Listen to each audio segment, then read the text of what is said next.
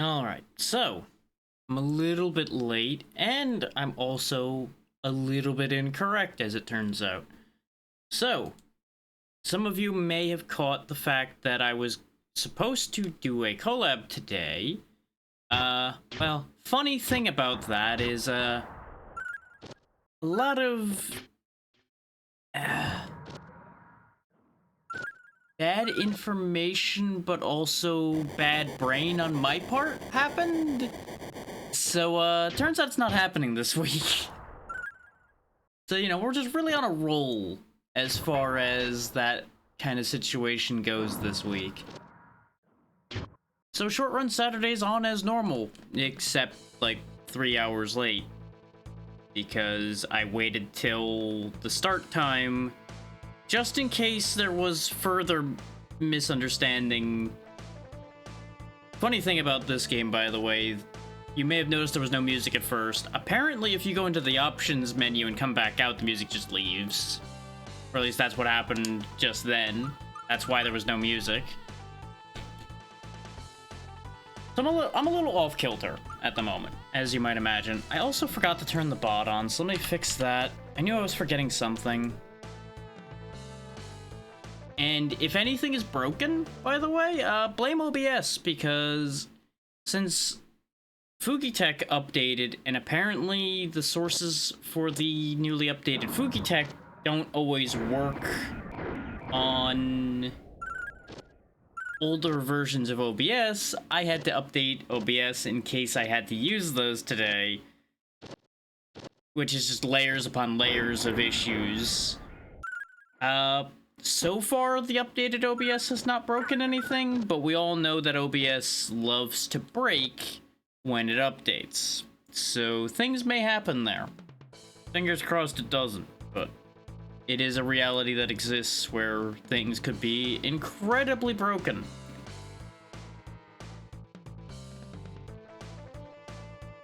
As far as I can tell, like I said, everything's fine.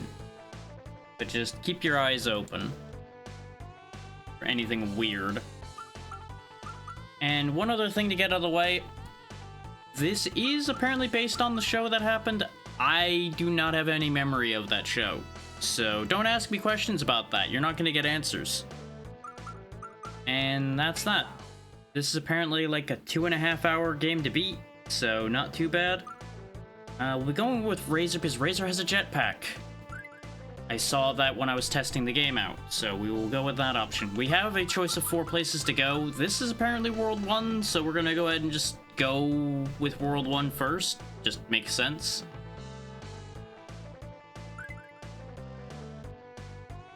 Giant bacteria threaten to destroy Mega Cat City. Yeah, I'm sure we can handle something like that, right? Giant bacteria? Yeah, that sounds fine. Sure, that won't be a problem. World 1 start. Dr. Viper. Presumably the one responsible for said giant bacteria. Yeah, we've got a very close range wrist launcher here. And you'll see that aforementioned jetpack here in a second because there's an item out of reach. If we use the jetpack, we can get at it. I think he also jumps slightly higher, because when I was testing both of them, it does seem like there's a slight difference in jump height as well. So in terms of item collecting, I probably made the right choice.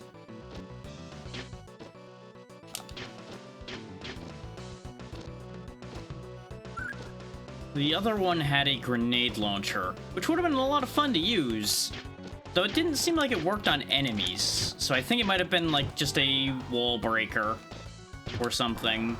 Maybe it had like specific uses. As far as I can tell, that yellow meter is our health,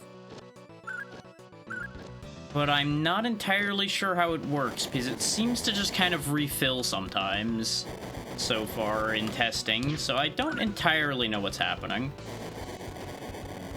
There is a limit to this jetpack, by the way, as you can see by it catching on fire after a little while, so, in case anybody's like, wow, having a jetpack in a platformer seems incredibly broken. Good news, it will probably get me killed at some point. I also don't know if this game has unlimited continues or not, because I did not die enough in testing to find out. hindsight being 20/20, I probably should have done some purposeful dying to find out. Ironically enough, though, I wasn't even getting hit in testing. I'm getting hit now because I'm still processing the mess that's going on. So apparently, I guess maybe it's like one hit after the bar is empty? Okay, and there is a level up system, as we just gained a level and got our health back. I don't understand anything about what's happening, but we're gonna make the best of it as we go.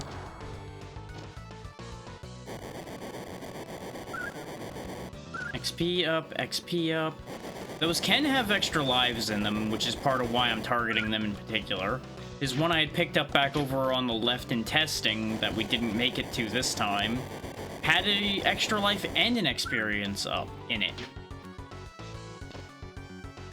So, you know, business as usual. When the camera's on, my luck's a lot worse.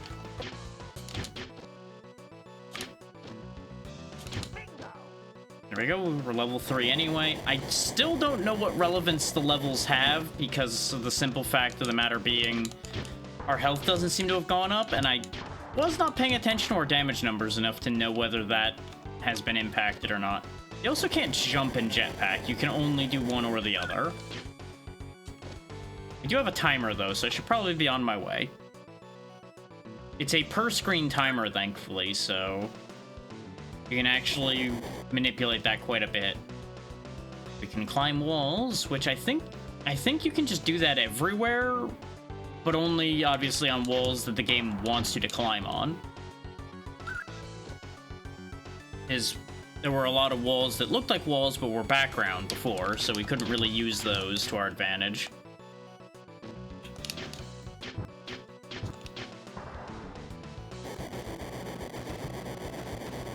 I would like to have gone higher than that, but sometimes the jetpack just does what it wants.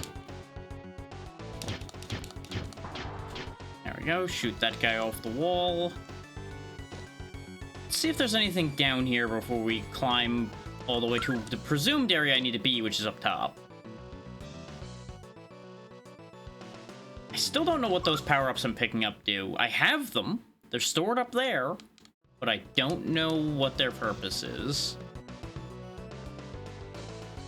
A wiser man would have looked at the manual, but wiser men are also usually not in as much of a hurry as I was today.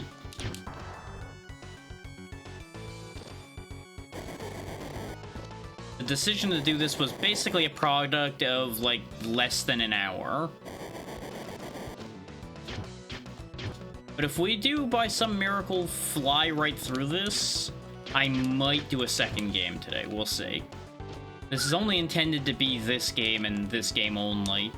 But this game is also supposedly, like I said before, only like 2.5 hours to get through. So if it truly is only 2.5 hours to get through, I may add some extra. Okay, yeah, the chilies heal us. That much is proven. The only reason I even had this lined up and ready to go, sort of, is this was intended to be after the collab. Because I figured a 2.5 hour game would probably be fine to get through. Or at the very least, learn enough about that we could guaranteed get through it the next time. I'm real tired of all that rubble falling in my general vicinity. I'm gonna assume that can probably would have healed me too if I needed health. Alright. Oh, hey, we're meeting up. No dialogue, just running forward. Understood. Oh, there's the giant bacteria. We're gonna just... Oh, I have to fly. Okay. I don't seem to have too much control here. It looks like the missiles are for dealing with the enemies, not for dealing with the giant bacteria. Doesn't seem like it matters if I deal with said enemies, though. They just kind of exist. If I don't slam my face into them, they don't really matter. but I'm gonna assume I get, like, points, or maybe it counts towards my experience total if I clear them out or something. And one way or the other, it does make it a little safer to fly around if I clean house a bit, because they won't be shooting at me. They're kind of bad at the job of killing me, though. Oh, there we go. They finally hit me, because I had nowhere else to go at that point. Because, of course, the second I talk shit, I get hit. That's just the way it works. Okay, so if I wait for it to actually turn orange, it seems like it'll guaranteed hit. I was assuming I just fire in their general direction and it'll do its thing if I'm aiming well enough. Which was technically true, but also not entirely true.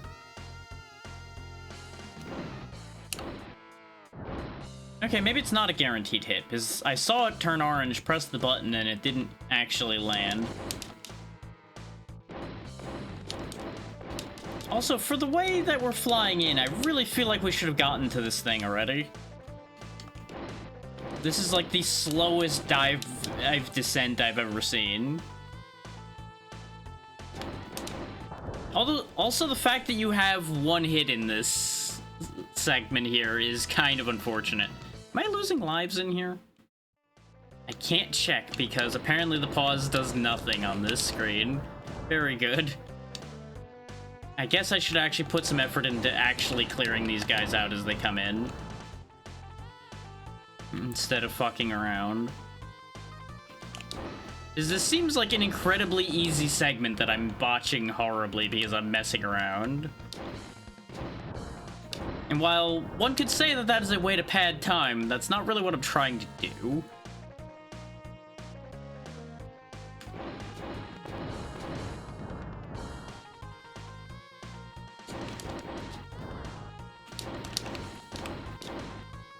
Okay, definitely didn't manage to land any hits on any of those, but that's fine.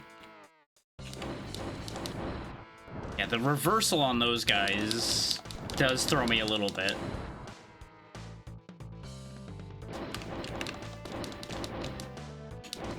Oh, there's a lot happening now. Okay, now it's getting a bit serious, now that we're getting close. There's still more? We're like a foot away from the damn thing. Why are we still under attack? How close? There we go. I was gonna say, how close to this thing do I have to get before it counts? Oh, and we have a boss fight in the ship. Okay. This certainly is something. Things I should have tested ahead of time, perhaps. More of the gameplay than just the first screen, so I knew what I was getting myself into. When will I learn? The answer, not now. That's for sure. It seems to be getting larger when I'm hitting it, which is the opposite of what you'd expect to be happening. Okay, we put out that eye.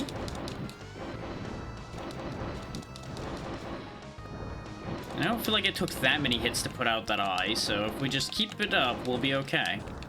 Yep, that's 2 eyes. 3 eyes. Of course, now I've only got one target, which is going to be kind of annoying. There we go.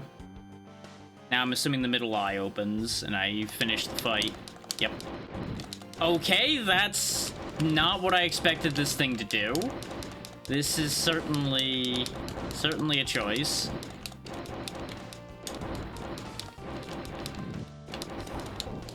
And let me guess, this is also going to be, yep, a full reset when you die.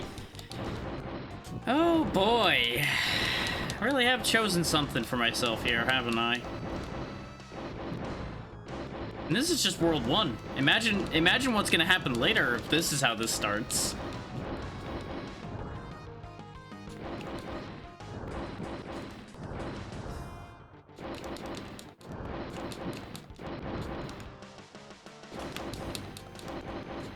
Let me make sure that the source is actually working.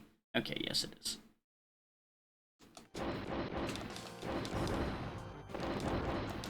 No trust due to updated OBS. Everything must be checked and rechecked.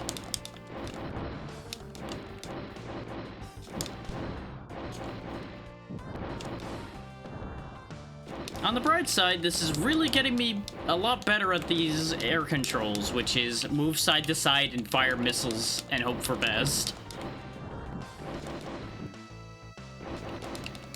Because trying to get that lock-on to actually do its job is certainly something, especially when those eyes can get launched at any time. So being close enough to him to get shots off is actually, like, super dangerous. And his eye has to be open when the missile gets there, which doesn't help anything. It does look like I might be able to shoot his eyes that he's shooting down? I don't know, it's just the one. Alright, good night, ABC.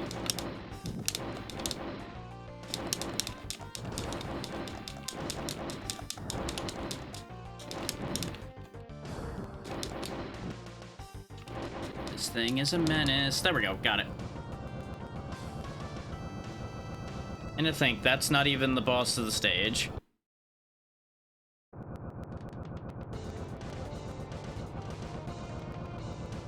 At least I'm going to assume it isn't. Yeah, because we gotta hunt down that guy, probably. There goes into the tube. Get him! Show him who's boss. Actually, there is something I should have checked. But I'm going to check now because it's bugging me. Nope, all that looks good. Okay. There was a small chance, a very small chance, that one of my sources had gotten incorrectly set because of the OBS update. Specifically, my audio could have reset. And even though the meters looked good, I'm like, yeah, it's probably fine. I should check it anyway. And it's fine. Everything's good. All of them are set to the correct things. Oh, I'm sliding? But not quite the way you would expect to be? Interesting. You would expect with the rain going to the left, that it would have been pushing me to the left. But instead I was sliding to the right? Okay, no, I do slide both ways. I guess I just wasn't quite moving enough to get the slide going when I was going to the left. Okay, falling in the goo is death. Understood. Kind of expected that much, but I needed to find out one way or the other, I guess. Death goo and sliding is gonna be an interesting combination. That's exactly the thing I was gonna say is going to be likely to happen, is sliding off into the abyss. So 3 segments in and we didn't lose any lives. Also, yes, getting the ship knocked out was not a life. So the ship segments aren't as bad as I was worried they were gonna be then. Because I was very concerned that they were going to actually be like the place where we lose all of our lives. Because it's one shot to lose the ship. But I guess that's why they didn't make those a death, is because it is your life. Oh, we now have a net gun, which has the same range, but I'm going to assume does more damage. Maybe not. Doesn't seem like it did anything different. I know, it did kill that way faster. That was 2 hits instead of like 4.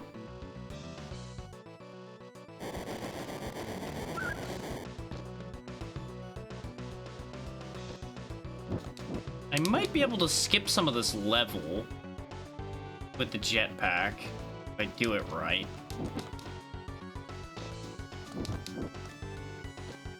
Okay, I can climb this wall. I kind of assumed I'd be able to climb it because the one without a jetpack wouldn't be able to get up here or otherwise.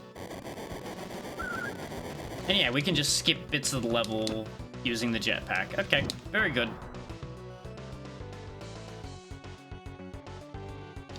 How beneficial that'll be to do the jury's out on that one at the moment. I'm going to assume it'll be both very helpful and somewhat detrimental by virtue of the fact that I'm going to miss other items because I'm going through the stage too fast.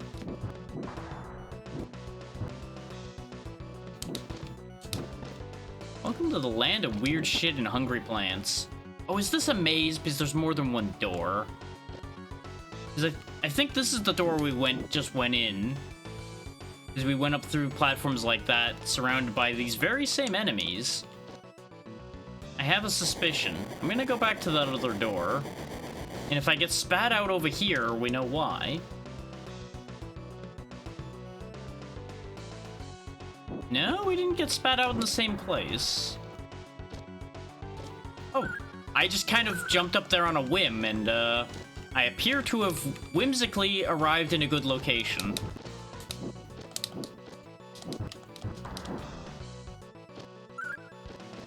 And this Dr. Viper guy makes weird nonsense. Oh, that thing just flew away. Okay. Well, this is the highest door, so maybe this leads somewhere. Well, it certainly led to another door. Was it a door that led anywhere good? Jury's out on that one. We'll find out.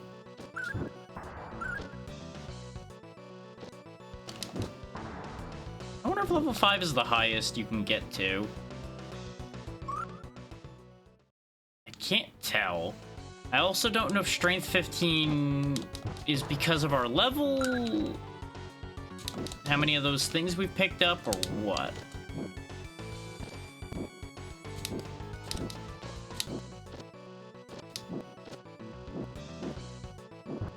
Aha! I found the sweet spot. I can bully the weird giant purple plant to death now.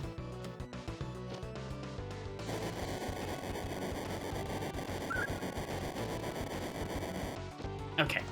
I just wanted to be able to make it back, because I want to kind of... Well, I was going to say I kind of want to feather my way down with the jetpack a bit.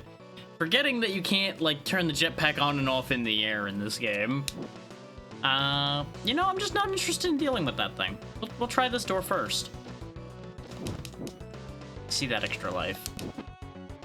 And I'm gonna need it, because that actually managed to kill me. We finally died a combat-based death in this game. On the bright side, we don't lose our level or anything, so that's very generous of them. And this is Hudson, so... Or at least, I saw Hudson's name on there. Whether they published it or made that, I'm not 100% sure. But I was gonna say they're usually reasonable. They're not always the nicest, considering some of the things that came out of them, but... Ow. Well, that plan didn't work at all, and I could not drop through that platform, apparently. The good news is we're in a life loop here, because the lives seem to come back, so that's good.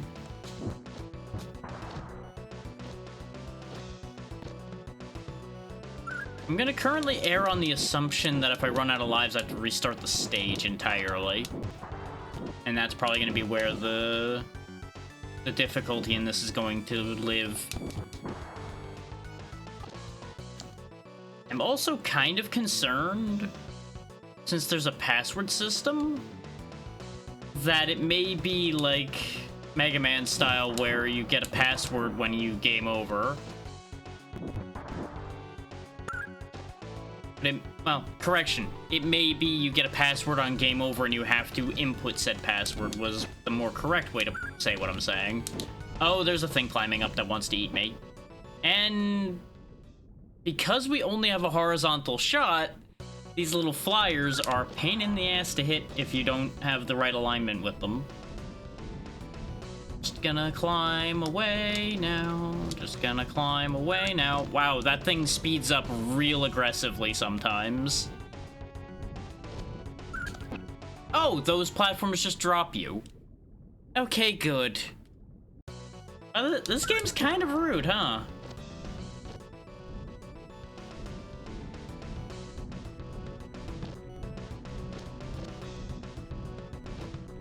Everything about this is very dangerous. Especially when it eats your jump. It's a good thing they put a life here. It's almost like they knew what they did. They knew what they did was awful, so it's like, you know what? Let's put a life there so that they can't die completely. They just suffer here forever. Forever.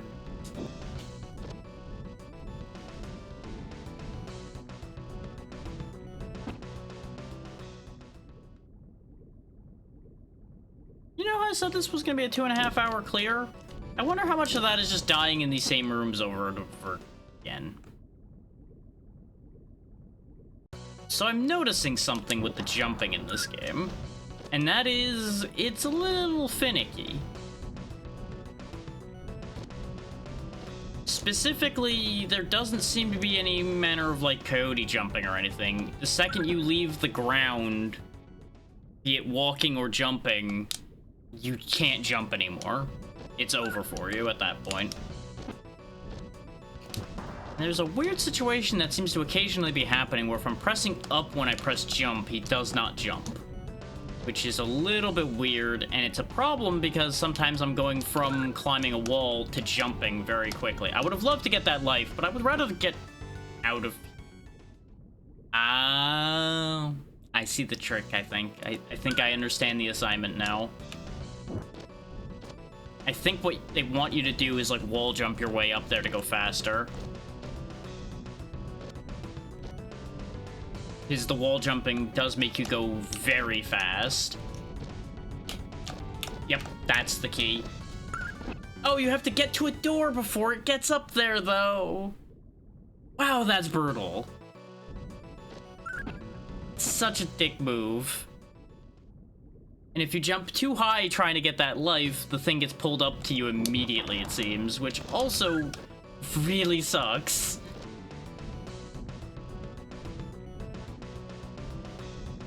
You know, I wonder how many kids saw this show, got this game, and were suffering because of it. I have to imagine there was a few. Okay, we made it through a door. I don't know if that was the right door, but it was the door I could get to, so it was the door I chose. Any goodies up here? Nope, just bads. Okay.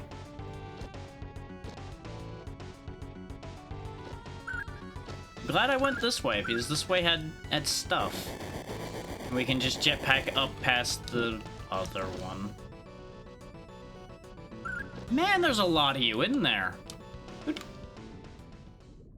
Bear in mind, if there's weird wibbly wobbly wall, you can't climb that. Which, that's par for the course. That's, like, normal design, so I'm not upset about that. There was plenty of warning that I wouldn't have been able to... Now, as far as those platforms disappearing and still being, like, 90% solid looking, that's more of an issue. Because you can tell that they're not there, but only if you're actually looking at them. If you don't look directly at them, I doubt you'd be able to tell the difference. I certainly didn't.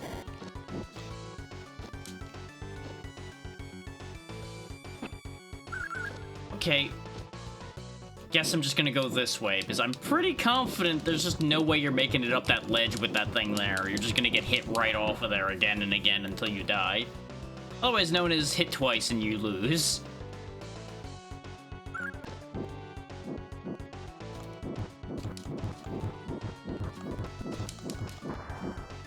Admittedly, I question... Okay. I was gonna say, I question what the point to getting past him was. And admittedly, at the end of the day, there really wasn't much of a point. Because we could have just jetpacked up here in the first place. Yep. Warning. Warning. Warning. Tired of saying warning. Occupation, evil biochemist. Dr. Viper. Mission, Mega Swamp City. Expertise, mutation. Obstacle, the SWAT cats. Yeah, that checks. We are the problem. Okay, we're surrounded by mushroom. Okay, looks like the mushrooms are his attack. Or at least part of his attack. And he throws exploding vials otherwise. Oh, there's also wind in here. Okay. Seems like the wind blows me away every time I hit him, so I can't just keep hitting him. So far, this is a fairly easy loop, though. He knocks me away from his own attack, so he can't threaten me, really. Oh, there it goes. Finally, he's throwing far enough. Oh, he's throwing a lot of them now. He must be getting hurt. Like, heavily. There we go. That was easier than the entire stage. Like, even the first room of that stage was harder than that fight was. That's one world done, and we are only a half hour in, so maybe it'll... Oh, so the coins give you a reward at the end of the stage. Okay. Oh, and you get to pick a different character depending... Okay. I'm gonna go ahead and put a save state down just to save having to use the passwords. It's literally just a time-saving measure. We'll stick with Razor, though. Razor's been working out. I'm sure there's gonna be a stage where there's like 1,000 walls to break, and I'll have wished I brought the other guy, but... we can always reverse our decision in the future. So it looks like some kind of sea monster attacking a ship, a train, and a circus, or rather an amusement park. Let's go to the train. Oh no, that's World 4. It's World 2? Okay. And then this one's World 3. Alright. Guess we're going to the amusement park, which is probably not going to be that amusing. Trouble at Mad Cat Amusement Park. Children disappearing. Find them. Okay. Go find the kids.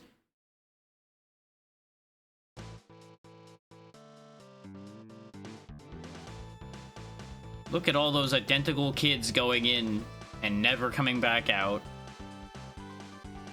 World 2 start. Mad Cat. You know, maybe it's just me, but the way this place is decorated already seems kind of suspicious. And then there's the safety concerns of all these moving platforms. And the giant faces that explode into smaller faces. Like, this just does not seem like an amusement park you should be sending your children to. But I'm betting this is probably more like the amusement park that you tell your kids not to go to and they go there anyway because fuck you, ooh, I go do what I want.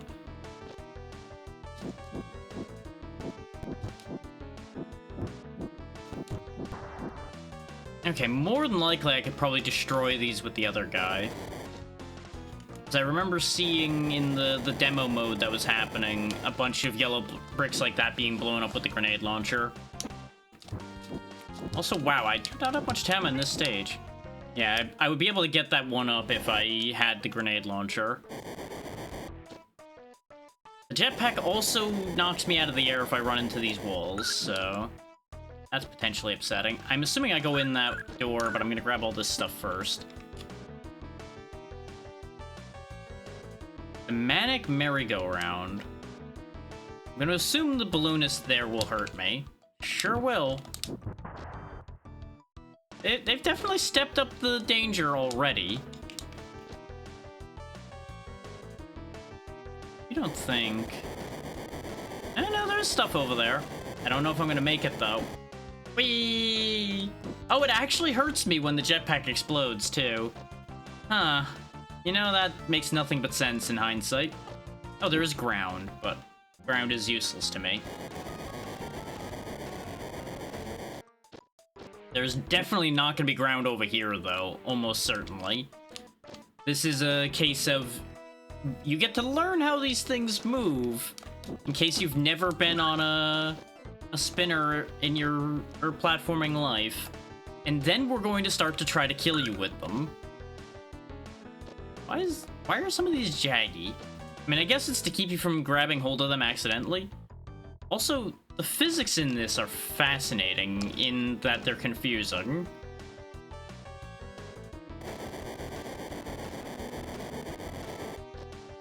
Okay, that's the exit. The flight to nowhere. I'm in my plane. I'm going somewhere. Answer? Nowhere. I'm willing to bet some of these planes are gonna fall off the bottom of the screen. Like, that just seems like a given. Oh, interesting. When I'm rolling off of the corners like that, I can actually attack by doing that. So that's interesting to keep in mind.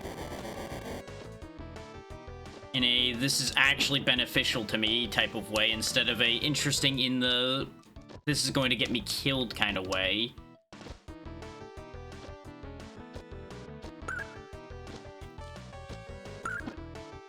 Oh, I lived. Everything's fine.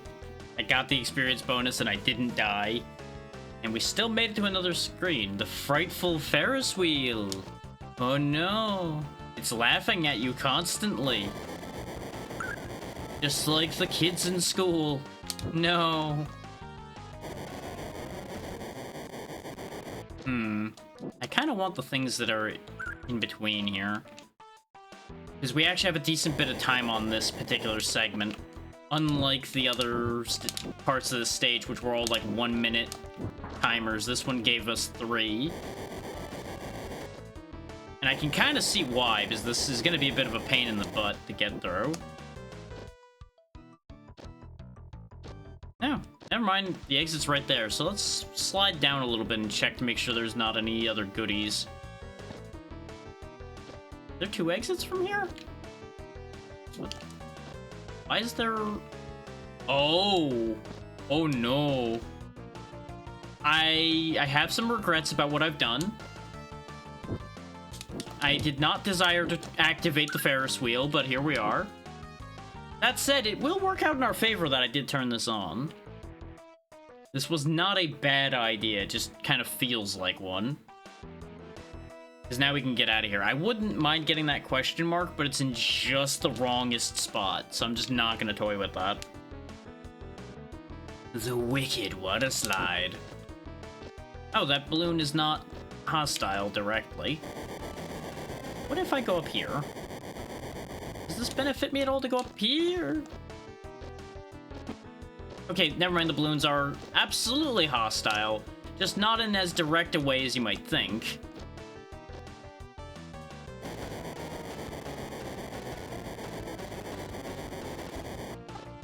Okay, yeah, either there's no getting up there, or I need to get up there a different way. Probably over here. I know that there's a bunch of shit up there. You cannot deny me all of the things that I desire, video game. I will not be denied so easily. Okay, maybe I'll be denied that easily. I think I just need to be better at piloting the jetpack to get up to there. And unfortunately, I just don't have it yet. Okay, we got a 50-50 here. I'm feeling going this way, because I see health in the air over this way that I can go get. I just gotta climb all the way up here. There we go. Phew, I'm glad I jumped off. Not something I'll say that often. Because usually jumping off of things is a bad idea. Man, I do actually regret not having the grenade launcher. Not enough to go back and do the stage again, but a little bit.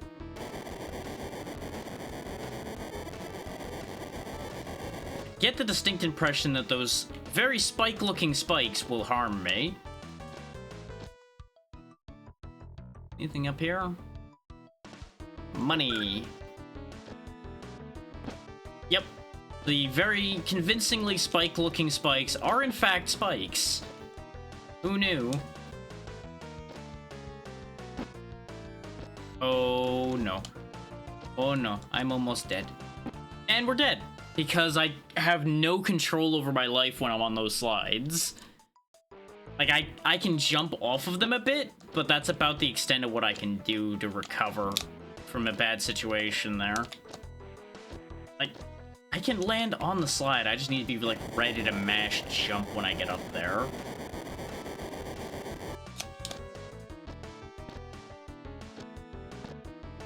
Just bear with me a second on this one, y'all. I think the stuff up there is going to be necessary to my continued survival. It's just going to be difficult getting up there. I might die to this balloon because it just refuses to fucking pop this time. Good lord. try going, like, low and then high. Yep, that's the one.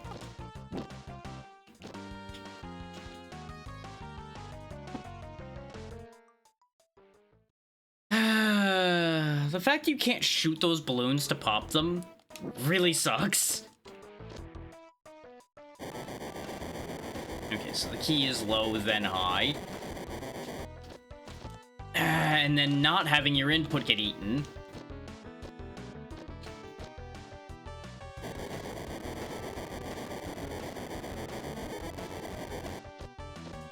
Because part of the problem is I need to get momentum as well while I'm flying, and that's tricky with the way this jetpack works. It's fiddly, to put it politely.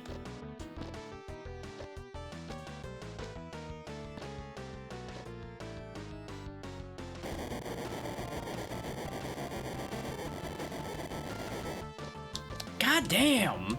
Why is that such a pain in the ass to land on? Like, you get, like, a frame to touch the ground there, and that's about it. I didn't even land on it at all that time, but I also started too far to the left.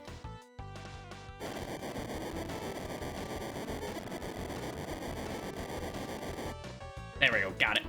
And I should be able to take a hit from the balloon this time if I have to. Oh yeah, I can just go under it. Why didn't I do that in the first place? I, for some reason, thought it was gonna get me even if I was under it. Turns out that's not true. Isn't there egg on my face now?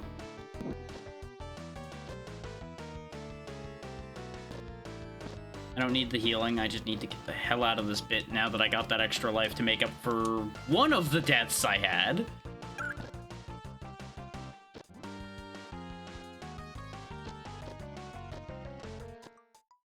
The rules those balloon attackers operate under is odd, considering they can just kind of leave the area.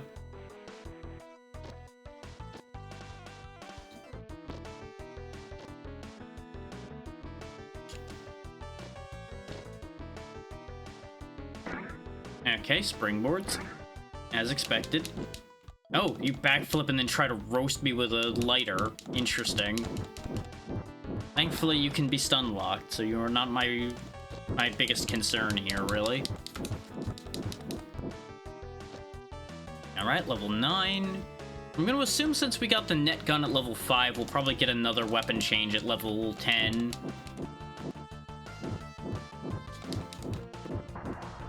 Maybe we'll get lucky and it'll be something with some actual range to it.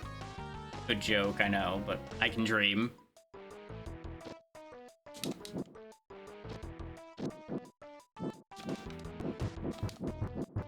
Thump, thump, thump, thump. Goodbye. Going this way does seem worth our while. Fuck's sake. This jetpack may have been more trouble than it's worth. Is there anything actually up there before I go through the effort? There is a question mark, but that's not good enough. That would be good enough, though. That one up that's up there. How in the hell am I getting there, though? The answer? We're gonna try our best. Yeah, the jetpack is catching fire way too soon, though. And I can't jetpack off of a wall climb, so I have no idea how you're intended to get there. Can I climb these? I cannot. Oh! I see. That's how you get there. Oh, that's actually... Oh, wait, you have some kind of, like... I'm gonna just say I'm firing cement, and we're gonna leave it at that. Because the alternatives for what that could be aren't great.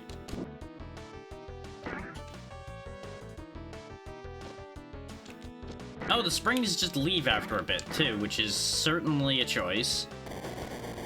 Jetpack away! It would actually be kind of neat if the jetpack leveled up as well. Like, just your abilities in general could improve. Oh, this isn't infuriating at all or anything.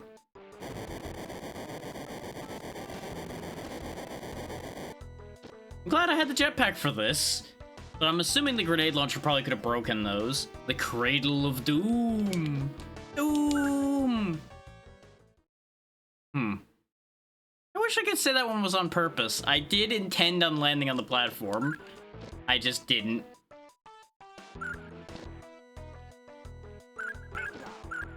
Nice, level 11. So I presume that I want as many levels as I can get so I have as much power as possible. Thankfully, apparently just ducking... I need to stop saying things. Every time I say something positive about the situation at hand, bad things happen to me. Okay, so ducking works until the end of the area. As soon as we hit that last set of jumping fish, apparently all bets are fucking off. Yeah, those... I think those were the problem fish right there, but I don't know what to do about them. Like, I don't really have a solution to that problem. The solution may very well just be shoot them, but the timing on that's gonna be difficult. I'm gonna try just, like, being at... I was gonna say being at the ass end of the ship, but, was a little too far to the ass end there. Ah, I see. The very end of the feather bit there doesn't actually exist. This might, I think, be the farthest back I can go. And we'll see if we avoid that fish by being here.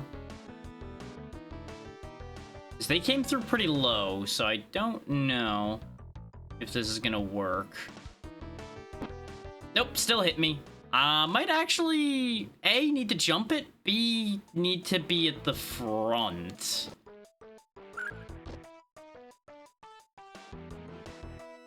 Because, like, ducking works for everything except that ending bit. But I think they actually did that on purpose to chase you off of the thing so that you don't just slam into the wall. I think they're actually trying to help you by doing that. You just may not understand it. Oh, or you could just sometimes just not fall off. Okay. Trying to cheese the knockback, by the way, was why I was facing left. The Labyrinth of Mirrors. Uh-huh. That sure is a design you have there, buddy.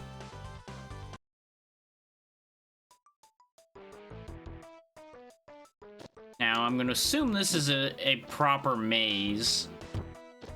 Oh. Crushed his soul. Okay, they come back after a little bit, kind of like dry bones. And they've got, like, a scare attack. Alright. Get the feeling we're gonna be here for a bit. Well, can't be too much of a bit, because there is a timer. It is worth noting that in the options menu, you had a separate setting for the timer in terms of difficulty. So if you just wanted a really generous timer, you could actually have an easier timer setting. I left both on normal because I didn't know the context of what either of those settings were gonna do. Like, everything's normal difficulty for the purposes of what we're doing here. Because outside of things that I know are just, like, bullshit difficult, I usually try to keep default settings for these events here. Because that just seems fairer, you know? You know what isn't fair? That thing being shrunk down like that and still being dangerous.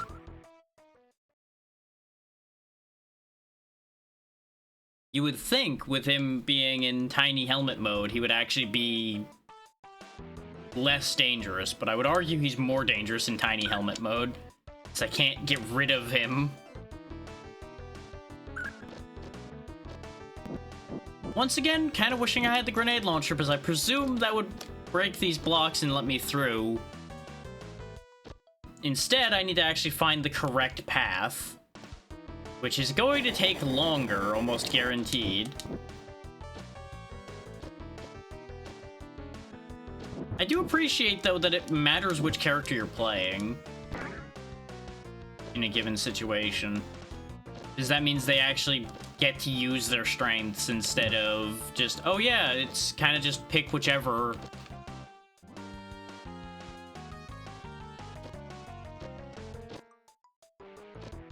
It's always a little bit pointless when it's literally just like a texture choice or something between two characters.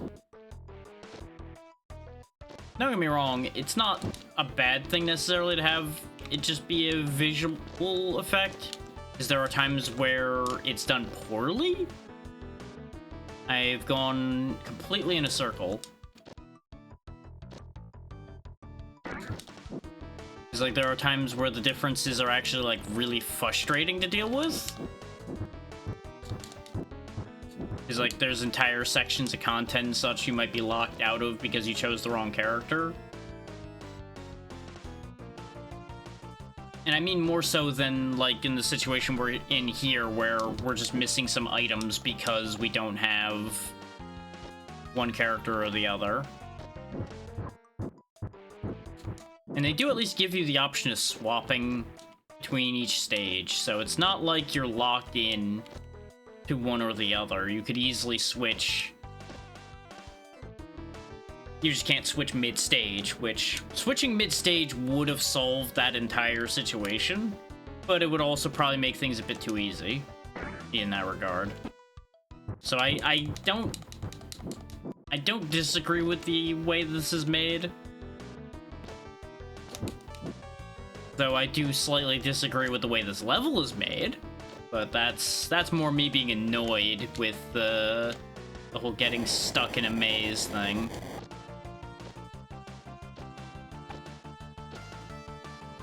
Especially since, you know, as per usual, we don't have a map, so I can't really keep great track of things. Like, I know for the most part where we've been and where we've gone. I just can't get a 100% track of it, and the positioning of some of these guys really fucking sucks.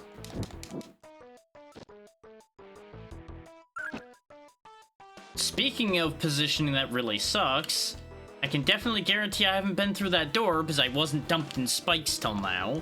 So this must be headed in a good direction.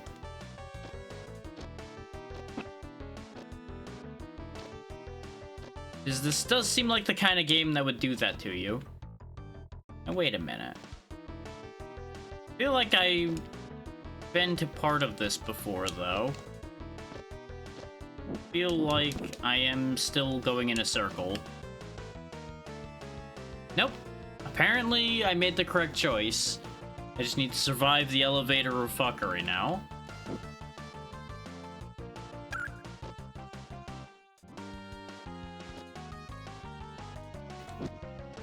I'm gonna go out on a limb and assume I can't just take an arrow to the face and be fine. It does seem like our health has extended at some point as well, which is nice.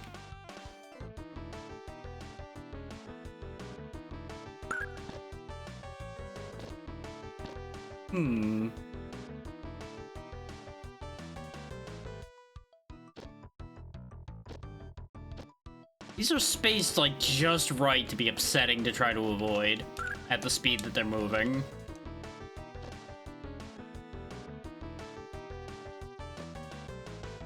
And there's this fucking guy. Nope, I spaced incorrectly. Thankfully, we had a hit left still. I wasn't sure if that was gonna be good enough there or not. My greed is giving me problems in this situation. Okay, there's health on the right here. I just need to not get hit before I get it. Okay, grab that as well. Take the one hit, that's fine. We're basically in the same position we were when we were on our way. Oh wow, this was a bit short. Actually, no, there was a lot of rooms. Warning, warning. Occupation, Maniac Trickster. Considered possessed. Mission, revenge. Danger, entire populace at risk. Okay, so some kind of super evil clown man. And he's doing the mirror thing, because of course he is. I don't know how I got damaged in that situation. He just seems to keep disappearing away from me.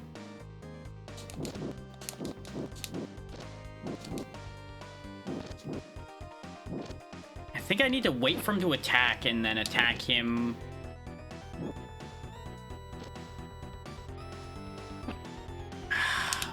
Spacing on this, though, is a nightmare. Hey there, Yura. Thank you for the raid. What were you up to today? You're just in time for me to be fighting a possessed evil clown, apparently, who, can disappear at will, which is inconvenient. That's certainly something.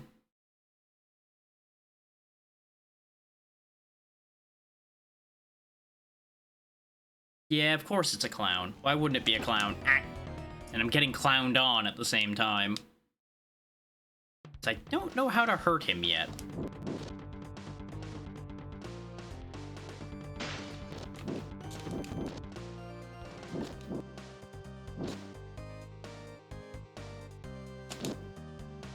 I think that is my best play, is to wait for him to shoot, jump, and try to hit him. But even then, he still disappears, so I don't know if that's even making contact. Unless I need to wait for him to be in front of the hole in the mirror? That could make sense. Yeah, because even then, he backs up. I don't have any longer ranged attacks than this. Can I duck under his cards? I don't think I can. Pretty sure they'll hit me, yeah.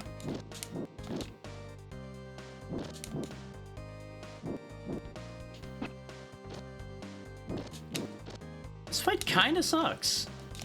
Yeah, what were you playing today, Yura? Okay, nope, there it is. I do have to hit him, like, right when he attacks. That sucks.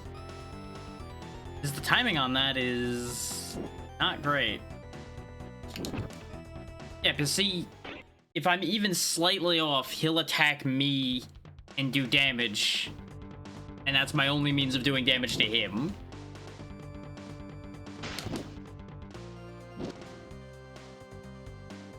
Like, there must be, like, a perfect sweet spot in timing to hit him. He's also staying further away from me now, which doesn't help. Yeah, because hitting the mirror version doesn't help. I have to hit the real one, which is the lighter color one. So I think I can only really hit him when he's on my left with any consistency. Problem is, he keeps disappearing whenever I even get within a mirror of him on that side right now.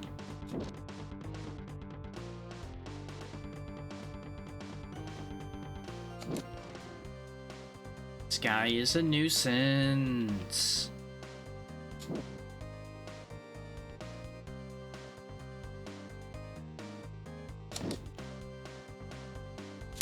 I have no good way of telling if that attack is landing or not.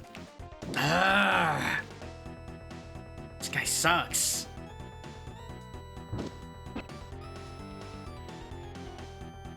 Okay, apparently even though I knocked the card out of his hand, it still hit me too, which really sucked.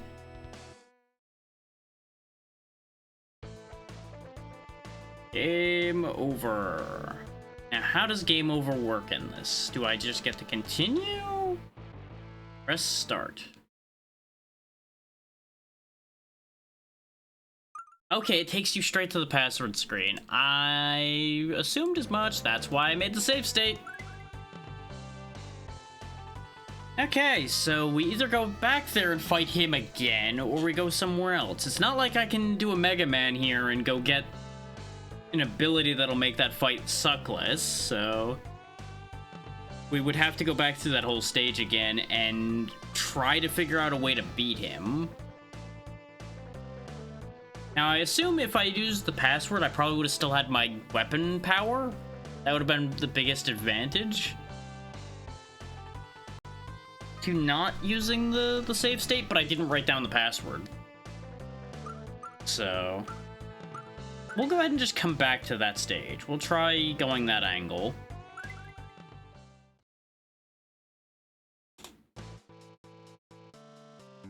World 3 start. Past Master. Big fucking worm. Oh, we're just doing a ship segment immediately, huh? Okay. Wonderful.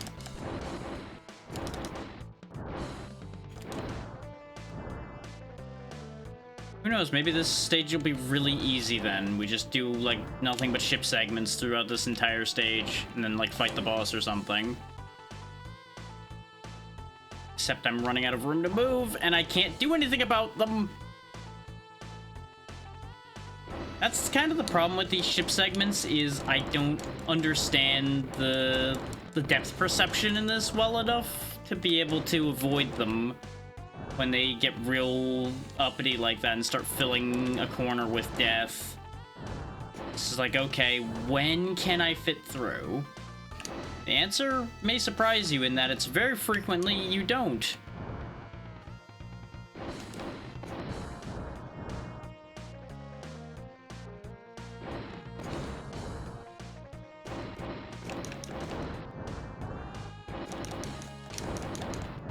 There's also, like, small gaps in between when we can fire missiles, so I can't, like, just keep spam firing. It's bursts of 3 missiles, it seems.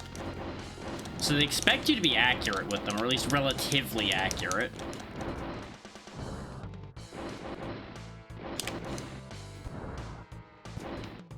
Like, as you saw there, a certain amount of rhythmic spamming was kind of working, but I can't maintain that. Okay, we made it to the worm. Now I assume I fight something inside the worm? Really, it's this fight again, huh? The same thing I did inside the big bacteria. Oh, except the shots curve randomly. Okay, great. Great. Love that for me. Okay, no, they don't curve randomly. They just have a known hook on them. It's just a really ugly hook that if you're not watching the projectile, you're not gonna see that coming.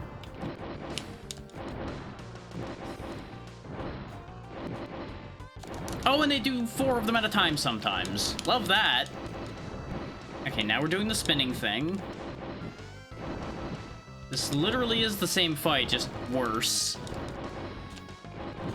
But, you know, only so much space on a Super Nintendo cartridge. It makes sense that some things would end up getting reused a little bit. Just kind of unfortunate that it's this getting reused, but, you know. Oh, okay, they didn't make it into the corner.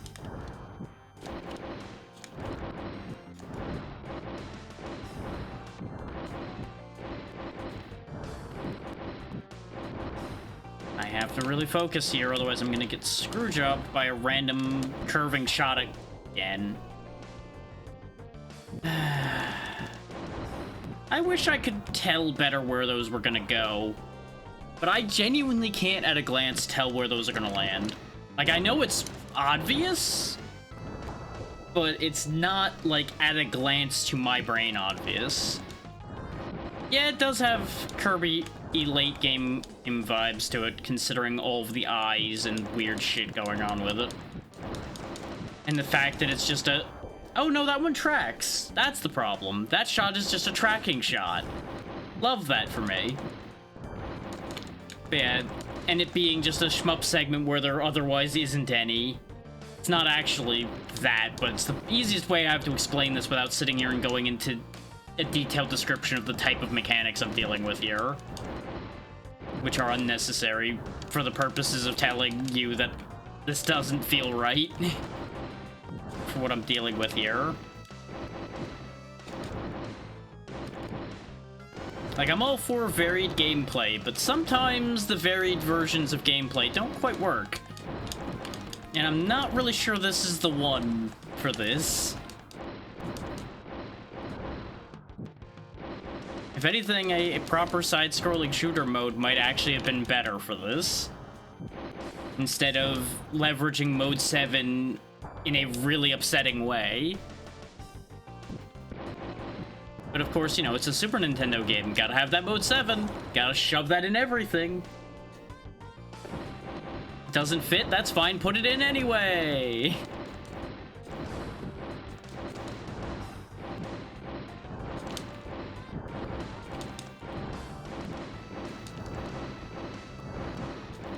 I'm sure there's people out there that will defend these segments, because there's people out there that'll defend literally anything and everything. And to them, I say more power to you, but the second I'm done with these segments, I'm much happier.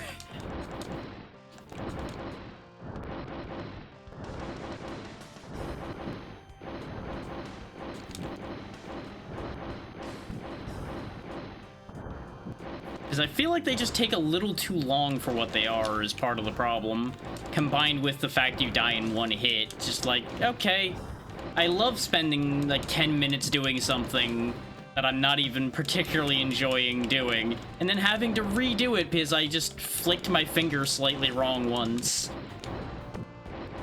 Or I didn't see a curve shot coming. Because I could not read the developers' minds and know that they were gonna pull something like that on me.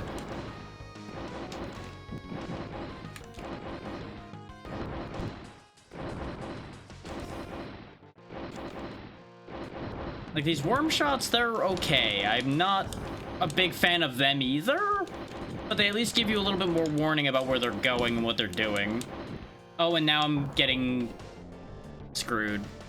There was nothing I could have done about that. Like, I don't know what I'm supposed to do in a situation like that, because in case people are wondering, you can't move the ship off the bottom of the screen. The ship is stuck down there as far as I can tell. Is all you can do is move the crosshair up and down, and left and right moves the ship left and right. And all three face buttons that do anything all fire or missiles more or less the same way as far as I can tell. The shoulder buttons do nothing. Just in case people are like, wow, he's just sitting there and letting those things hit him. It's like, well, no. If I could actually move more, I would be doing so. But unfortunately, such is the nature of this section. The good news is, as I described before, or in the previous version of this segment we did, these at least don't cost you lives. We have infinite lives in these sections, because I think they knew that these sections are kind of horrible. And rather than take them out of the game, they just made them not cost you anything. Except your time and a lot of your patience, because you're going to be here for a while unless you really are on top of a segment like this. Which again, with the fact you die in one hit, you kind of have to be like perpetually on for a segment like this. You can't really dawdle around or get distracted even slightly, or you will probably just explode. Which works out great for people who can't keep their attention fully locked on at all times. Case in point of me getting hit again, because part of the problem is there's not enough happening at the same time here, so my attention starts drifting because I'm getting bored. Genuinely. I know that sounds absurd in a situation like this, but genuinely a part of my brain gets bored sitting there waiting for these shots to come towards me. So it gets distracted, and then all hell breaks loose because I'm no longer paying sufficient attention to avoid an attack that's gonna end up happening.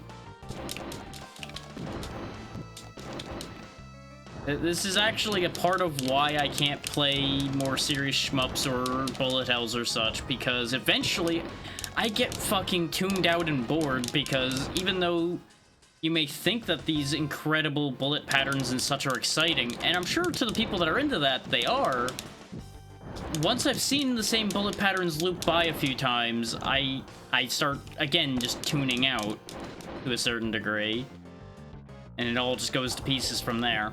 Oh, good. I'm so glad that I had to predict that I needed to go to the right there.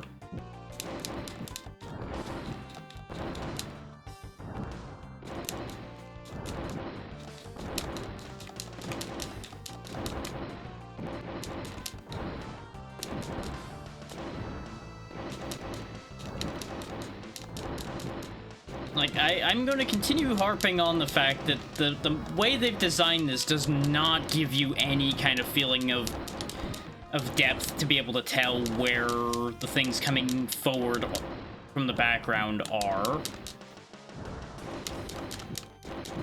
Like, I think that's why I actually don't mind that worm attack nearly as much as these, because at least those I can kind of tell where they're going to be, because they're on the same plane of existence as I am the entire time. It's just a matter of determining direction and going from there. And I can do that. But telling how close or far any of these fucking weird pustule things are? Absolutely fucking not. I got nothing for that, especially because I'm trying to keep track of my target and keep track of the fact that it's fucking wandering in and out of the background for some reason. Oh, good. I'm so glad that tipping the ship to the side does nothing. Then again, it's a Super Nintendo game. Why would tipping the ship do anything? Yep, I had so much movement that I could do about that. Yep, so many moves I could have made to solve that.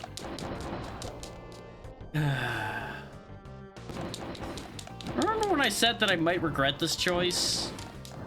Is there's gonna be parts of this that I was assuming were going to end up being bad? Because I didn't test this thoroughly? I hate being right about things like that. I really do hate predicting the future and ending up being right about the thing that gives me the most possible regret.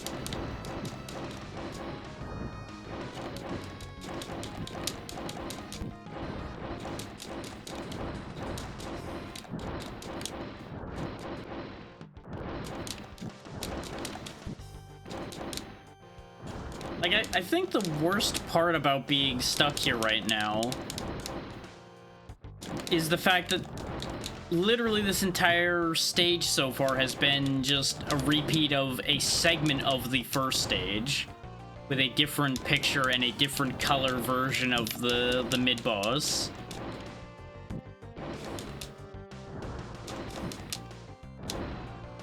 Because I think the thing inside the bacteria was like midway through the fight, through World 1. I don't actually remember though. I've already forgotten where in the stage that thing was, because that's how super memorable that was.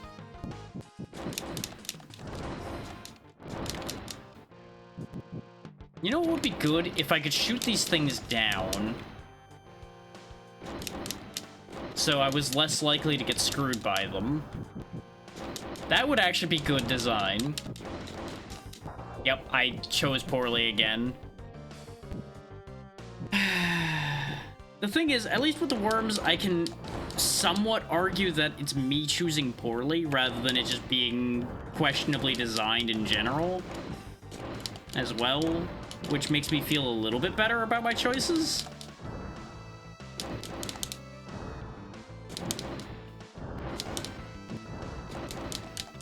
And that may sound absurd, but I genuinely would rather lose by my poor choices than by the game design just being against me.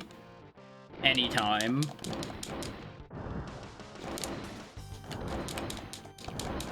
Especially when I can genuinely tell, okay, that was my mistake. Is when you know you've made the mistake, that's where you can improve. If it's just, okay, either I got screwed or I did this wrong, it's a lot harder to improve in that scenario, because you could easily be improving for no reason. Because you'll improve and then the situation won't have changed, because the game design is still bad.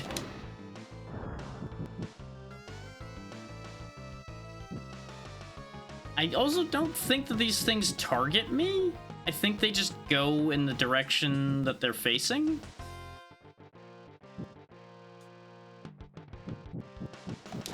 I only just now actually figured that part out. I thought they were targeting me the entire time.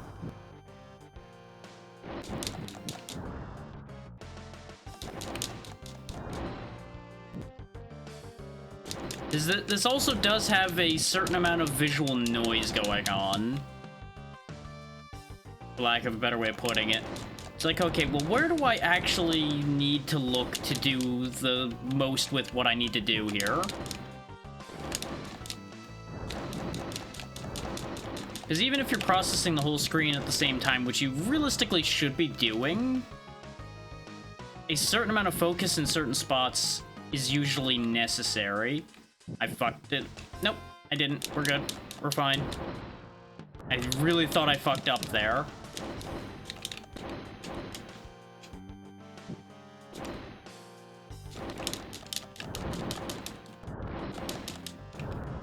Okay, we finally killed it. We can finally do something other than this.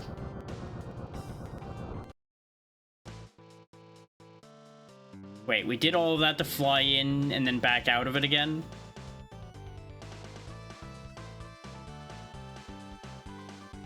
Uh-huh. Well, I guess that's why he's called the Past Master. Now we're getting sent back into the past. Am I gonna just have to fight the worm again? Is that literally what he's gonna do here? Send me back inside the worm? Oh, no, he sent me way further than that. I see. Off the cliff with you.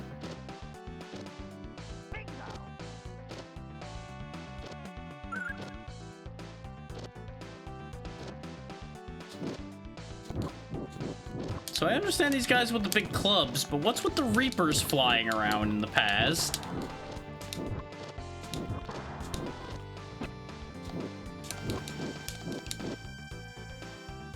Did this area just have like a rampant undead problem in the old days?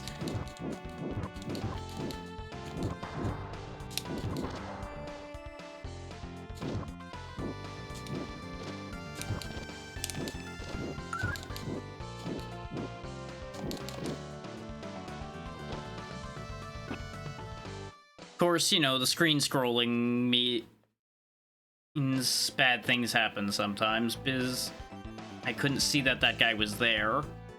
Also, can I just say that we've been playing this game for over an hour, and our health bar has not improved very much.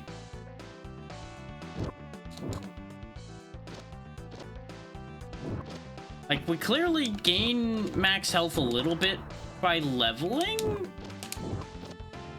but it clearly isn't very much, and I'm wondering if you're supposed to gain it other ways more, and like we've just missed wherever the health extensions would be are. Thankfully, we can at least heal with levels, so we got that going for us. And our jetpack still works, so that's nice.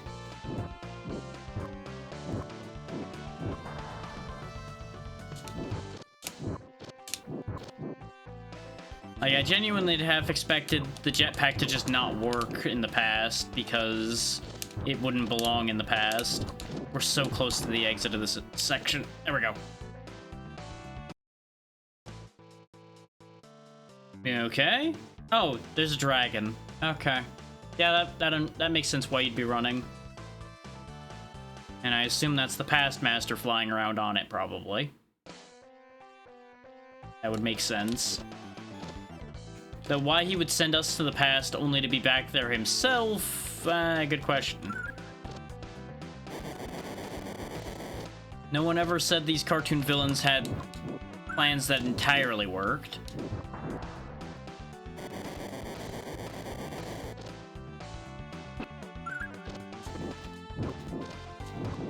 Now, this is gonna be like a global game design complaint here for a second.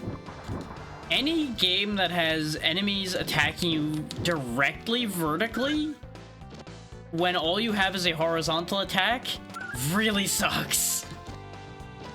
Like, that is never good. Especially because they do that so often on these skinny platforms where you can't actually manipulate their positioning enough to have a prayer of attacking them in a reasonable capacity.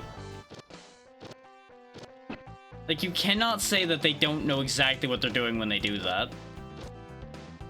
Like, they have to know exactly that they're screwjobbing you when they do that. Similar case with the screen scrolling getting me killed like that again. But that's more forgivable, because that at least is a limitation causing that. As opposed to, oh yeah, we just made sure that these guys will stay directly above your head at all times. Because fuck you.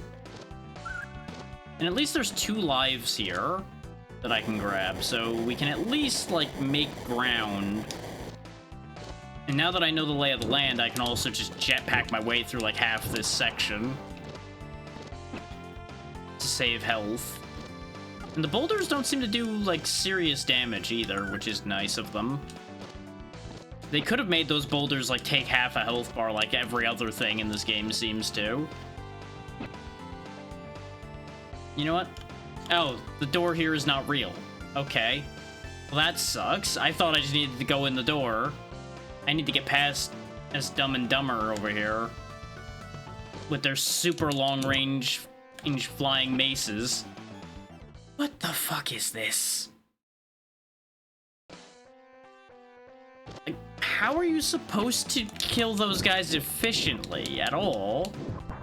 Like, don't get me wrong, this is World 3. It being more difficult makes sense, but it's more difficult in some kind of nasty ways that I'm not really sure I agree are the way these should be more difficult.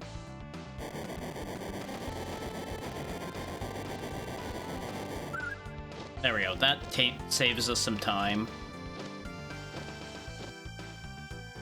Okay, I can just make them not spawn in my way. Oh, I need to kill them, though. Great. Great, I love that for me. Thankfully, like everything else, apparently, they can just be stun-locked to death. I should have just committed a long time ago as far as that goes. Oh, okay. That's just pain down there. On the bright side, we did actually gain lives there, since there was 2 lives in a lot of places. I mean, 2 lives in every attempt, rather. Okay, we go here, we go there, we go up. We got, like, dragon things. Oh, wow, those spikes take a lot of health off, huh? Oh, and the clocks bounce me. Okay. I would love to know why I did the flip over the thing. All I did was reach the top of the ledge. I didn't even press to the right yet or anything.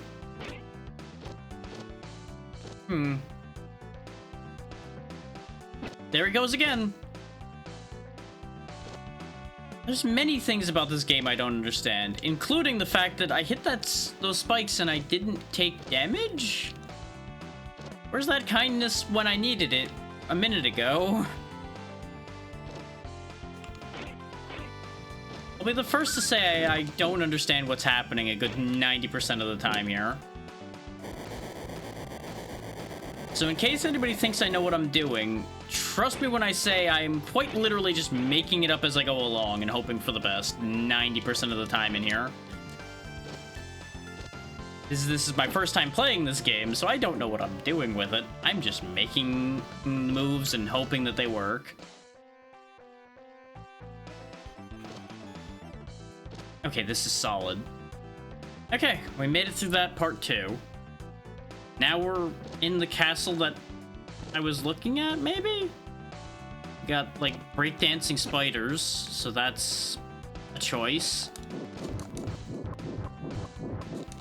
We will defeat the breakdancing spiders with nets that look like webs. Because that's how you defeat spiders. I have an idea. I don't know if I need to go up or not, but I'm gonna go up. Yep, up was necessary. Okay, so there might have been something underneath where the spike thing went then. There might also have been death down there, kind of like there was death up there. And death right there. Sure is just a lot of death in this game, huh? That one was me. That one was all me. Because I had a paranoia moment there. I was like, they're going to put spikes above me again. I'm going to pull early so they can't spike me. And then they got me with exactly what they wanted to get you with. Was you getting in your own head and trying to avoid spikes that aren't there, only to hit the spikes that are there. Which is such a dirty trick, but at the same time I have to applaud them for that one. Because I have no one to blame but myself for getting hit there, because literally I saw it in front of me and slammed my face into it anyway. Like, there's no two ways about it. That was entirely my fault.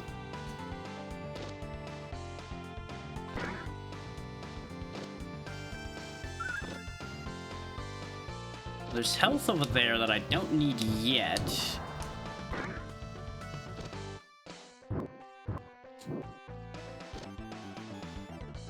My biggest conundrum currently is I don't really know where they want me to be going.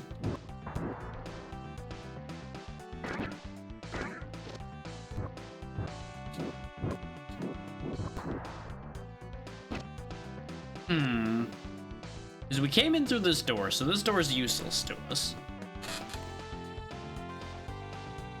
We know that for a fact, that that door doesn't go anywhere that'll help us.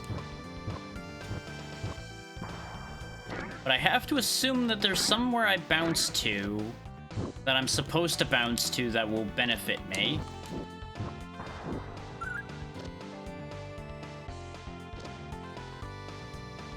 And we've mostly established that it's not just go as far to the right like this as possible and then go up. Because we were over here already, weren't we? No, there's the door, so I just need to go under... Ah. Nice. He hit himself in the foot. That's incredible that he actually has an animation for slamming himself in the foot. So I needed to go through a spring, not go around them. That's why that didn't make sense. That's the first time you've had to go through one of them to do something. But of course, I should have assumed that that was going to be an option at some point. Because it just makes sense that eventually you'd have to go through those since they are removable. But, you know, sometimes you don't do the 5D mental chess because you just assume it'll be something simple. And then other times you do the 5D mental chess assuming it's something complicated, and it's actually something simple.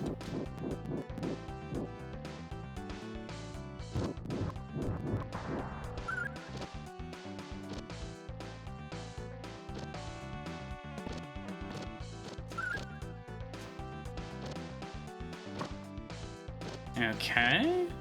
I see what we're doing here, even if I don't necessarily approve of what we're doing here right now.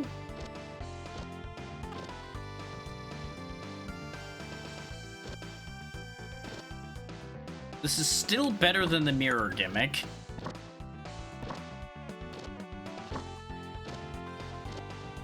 Because at least this relies on me actually making good decisions instead of, oh hey, I hope you can remember where all of these doors led and where all of these paths lead.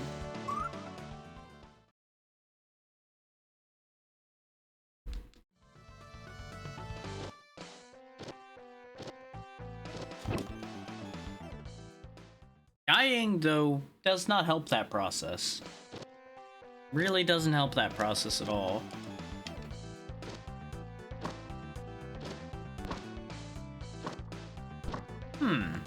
Okay, so this button doesn't help in any way other than getting that specific thing on the right out of the way. Noted.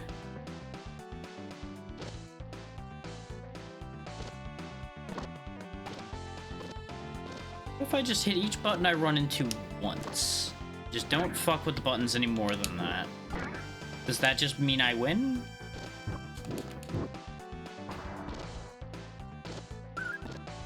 Will this just lead me to victory immediately? Somehow? Conveniently?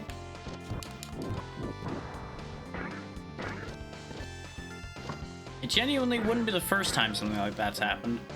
But it is not the case here, because I need to rotate that thing more than that to get it out of my way. Except... wait a minute. There is no position in which this rotates where it's not in my way. Because of the fact it has these two in a 90-degree angle here. Because if I rotate it one more time, it'll have... yeah, let me pause while I roll this thought through, because otherwise we're going to waste a lot of our timer. So it's currently down and left. I rotate it once, it'll be left and up. Then it'll... no, because one more hit after that should then be up and right, which should be out of my way. Why did it not get out of my way at any point?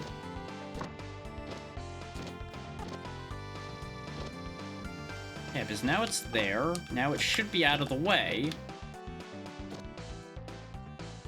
Except it didn't move? So clearly not all these switches affect all states of all spots. Which is upsetting in so many ways.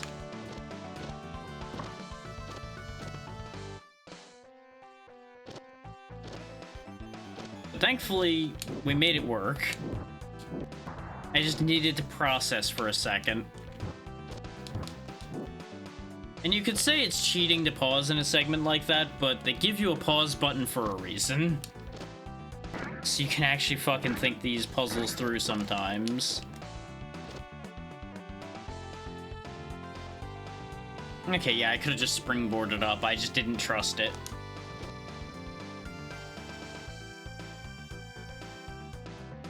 It's a long area.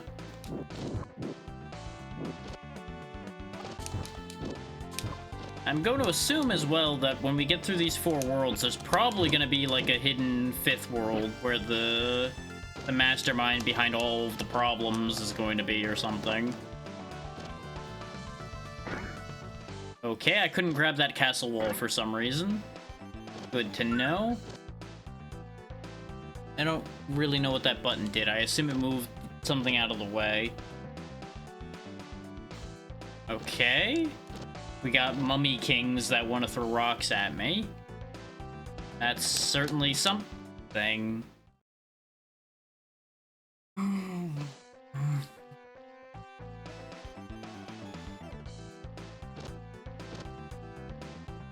I gotta love how these mummy guys are just kind of a distraction almost. Like, they clearly can be a threat if you time just wrong. But they're primarily there to distract you from the fact there's death pits all around you, so you fall into them. Jesus Christ. Wait, how the hell am I supposed to get on those? They seem to be placed just high enough to not be good to get to. Okay.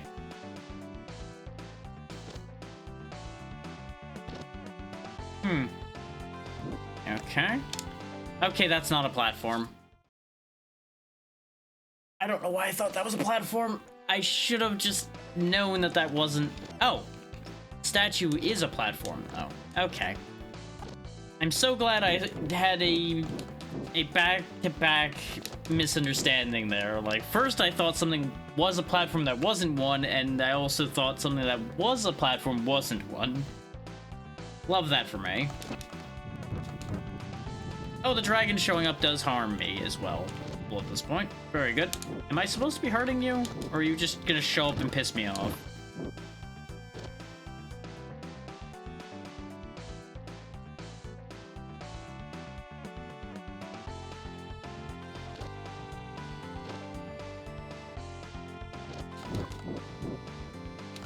Nope, I cannot harm him. He's just there to attack me when I land on platforms, I guess. Just being a dick.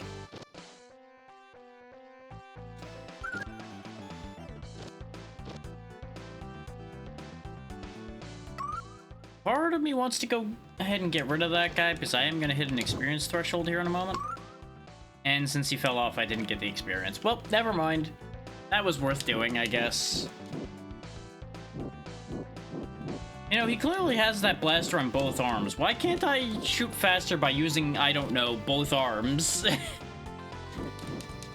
Or did they just model it this way so that they didn't have to sprite the arm on the other side in certain positions? Is honestly understandable. Some positions are way harder to make a sprite for than others. Speaking from experience, and still having headaches trying to make certain sprites work. Okay, this is a grabbable let. Are you fucking joking me, game? I have basically completely obscured this one up, and yet I'm not allowed to grab it. Like, the only way to grab that safely is if you can figure out exactly the right positioning, I think. Which is kind of wretched. Not gonna lie to you. That's not great. That is definitely painful. I'm gonna leave that one up alone now, I think. Oh, he tracks me as well. Yikes. Come on, come back this way a bit so I can hopefully actually get the experience for getting rid of you. Okay, 400 was not for level 11. Understood. There's a heal coming up. Not quite yet, though. It's past this guy, I think? I'm just gonna speed up a bit so he doesn't get me! Woo! Missed me! That's why I'm the real dragon and you're not.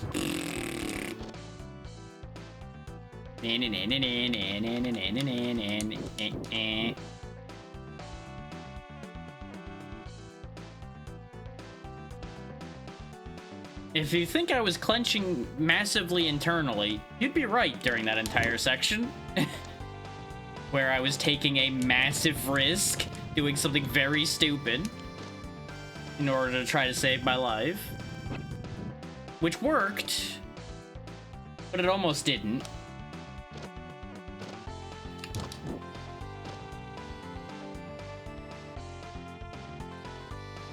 There's that one up again. I ain't falling for it.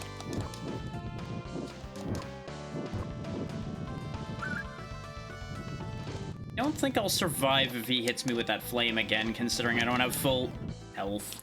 Not that I had anywhere to go. One sec. No, it was the perfect time to make me feel like I'm gonna sneeze, which distracted me just enough when I needed to get away from the dragon. I'm just gonna give my body a second to sort that out, so I don't end up in the middle of an important jump again. So I probably will anyway. We all know how that works.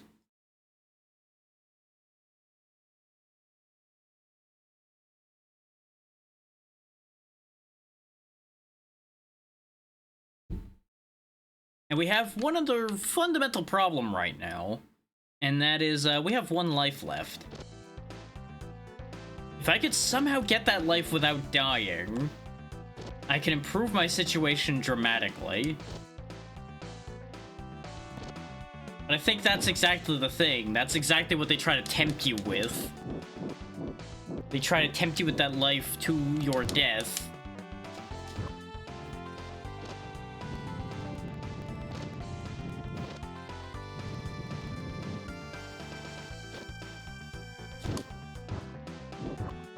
I keep not thinking that I can make these forward jumps, because sometimes it looks like you can't. Because I keep trying to do them like only on down slopes, for example, because I keep thinking that that's necessary for doing that. And then I jump into the fire because I'm just so smart sometimes. I'm so good at video games. Just a master of my craft. So I've got to make things harder in order to balance them, clearly. That's exactly how that works. I can't nod, but this is gonna have to be as good as it gets for nodding, yes.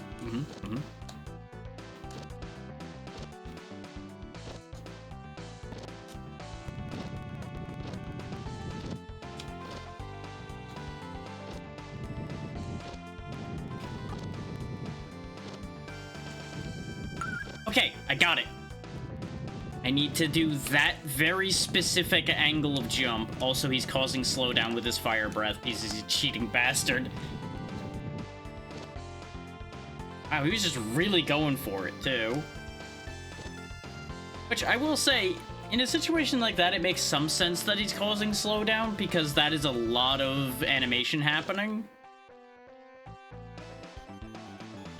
On top of everything else that's moving. Really now? Really now? This is solid, huh? Well, fuck you too, then. I have a jetpack.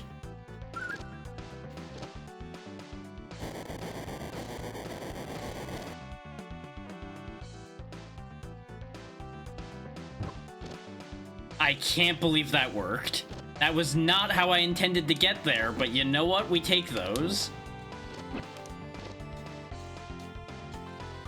course, the stiffness of these controls sometimes means after something goes well, everything else goes horribly wrong.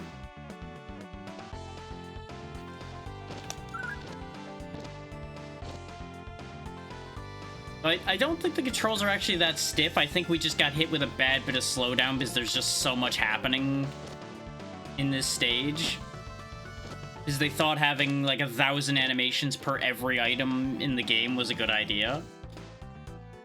Eep. Eep. Okay, I'm glad that worked. Because that almost didn't.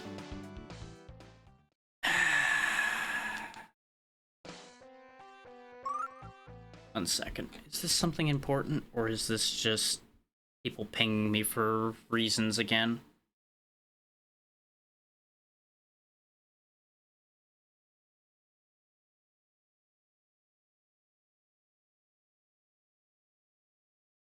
Oh, mobile Discord, why are you the slowest fucking thing on the face of the planet? It's useless pings again. Joyous day. Alright, so last life.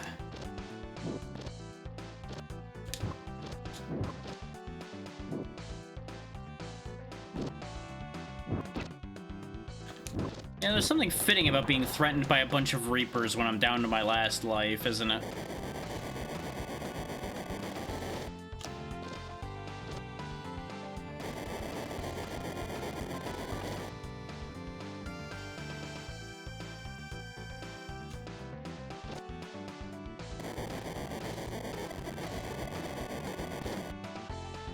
Just gonna bypass as much of this section as possible,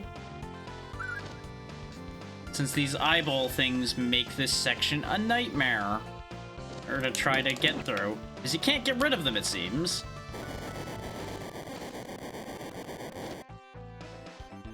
It's a good thing we have this jetpack. Alright, hopefully this is boss, so at least I get to see the boss before we die. Yep, boss time. Warning. Warning. Warning. Occupation, evil ancient sorcerer. Mission, Mega Cat City to Dark Ages. Accomplices, numerous. Danger, severe. The Past Master. Okay, you got some people turned into statues here. Yeah, you know, just a little warned. Okay, he replaced his dragon with a Cyclops for reasons. Okay. Oh god. Wait. That's an instant kill? I do not feel sufficiently warned, as it turns out. Because you know what they didn't tell me? That his Cyclops has fucking petrifying beams. Huh. Okay. We're gonna try something here for a second. We're gonna try the password instead of using the save state. And see if we actually keep our level. Because if we keep our level, I can leverage that to make ourselves stronger, which will make this less of a pain in my ass. And it'll all be the way the game's designed to work, too. Oh, it actually... Well, I'll be damned. If you go to the password screen after game over, it actually just auto-fills the password. Well, I'll be damned. If I had known that, I would have done that in the first place, too. Admittedly, that's on me for not checking. Well, let's try the only remaining world we haven't been to, the last one. Metallicats. So I'm gonna guess a bunch of robots. Yep, there they go.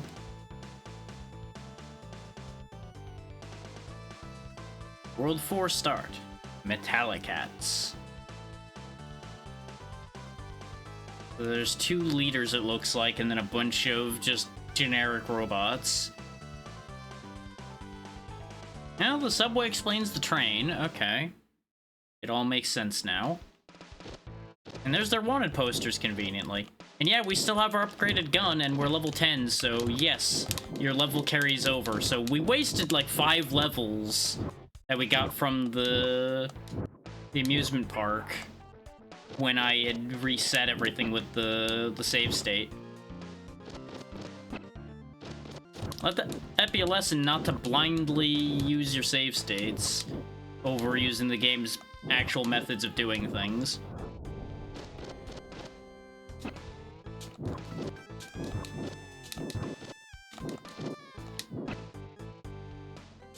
Well, I wouldn't say you're intended to die, you're expected to die, I think is more the thing with the way this game goes.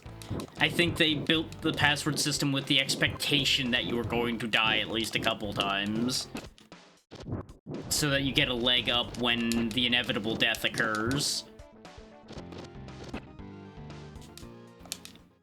This layout also kind of blows, because remember, this is our only attack, as far as I am aware. Like, at some point I had accidentally... Yeah, how do I do that? How do I do that flip kick?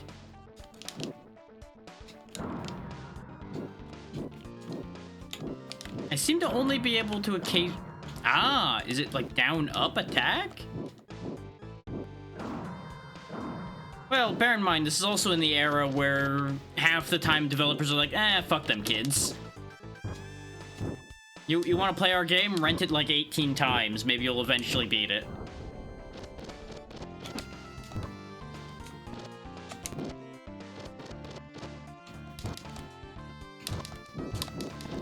Nobody ever said these things were fair or reasonable. Especially since they were not really, for the most part, intended to be cleared quickly, because these games are, by their very nature, very short. They needed a way to keep them lasting more than just, like, a day's play.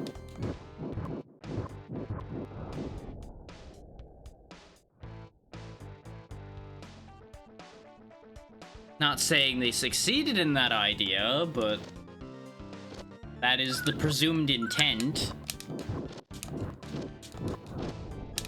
Oh, what the fuck?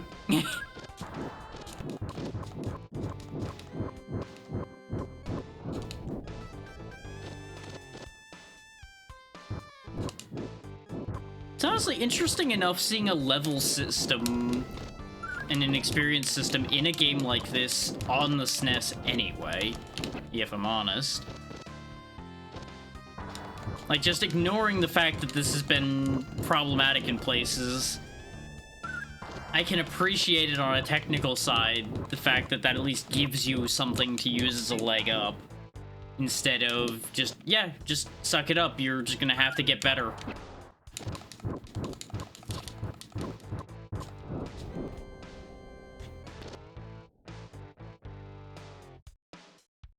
Because you gotta remember that a lot of games of this type from this time generally did just go, yeah, no, you just gotta memorize everything and get better at dealing with everything in order to get anywhere, instead of giving you any means of getting leverage. Well, any means of getting leverage, like, outside of cheat codes, but I don't really count cheat codes necessarily in a discussion like that.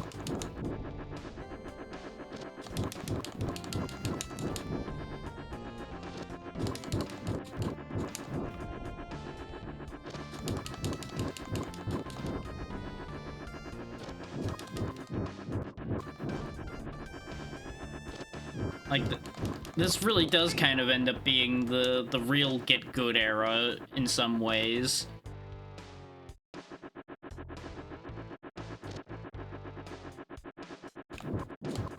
Just the means and mindsets are kind of different to a certain degree there.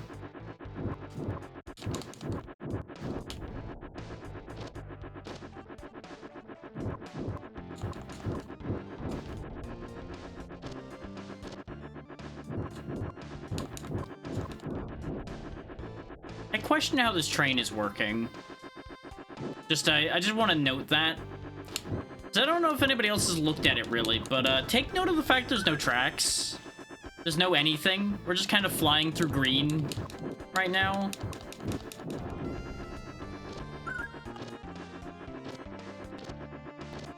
Yep. Mid-boss, I presume.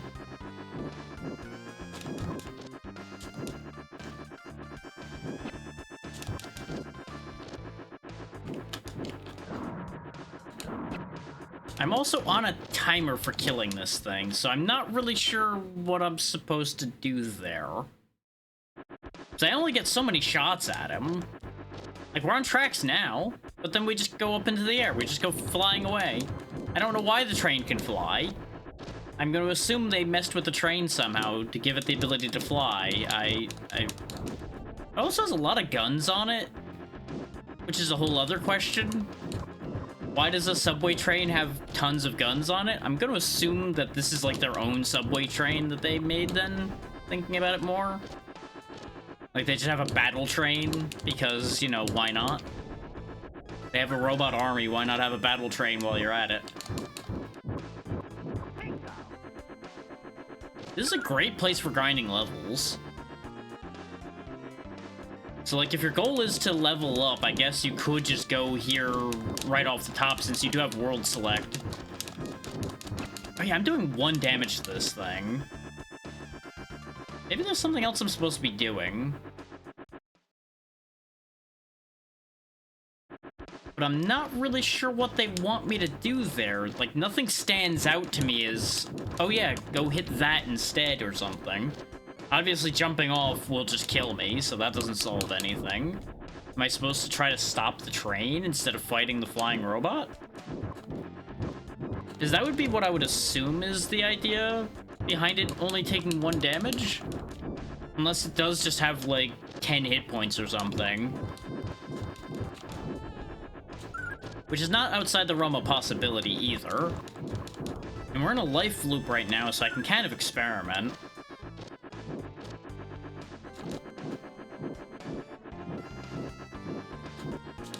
And there's nothing else for me to hit. And when he sweeps at me, it does seem to just kill me. But maybe I just need to avoid when he comes sweeping through. Problem is, his shots do a decent amount of damage too. I can't help but feel that I'm missing something here. You know, aside from a brain.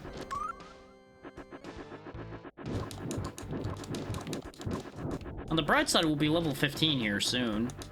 And our health has extended, just not enough. There's so much of a health bar. That's why I'm starting to be suspicious here. Like, is there more than 4 worlds to this game, and that's why the health bar seems puny now? If so, I shudder to think what the future worlds are gonna be like, considering how nasty some of these worlds are.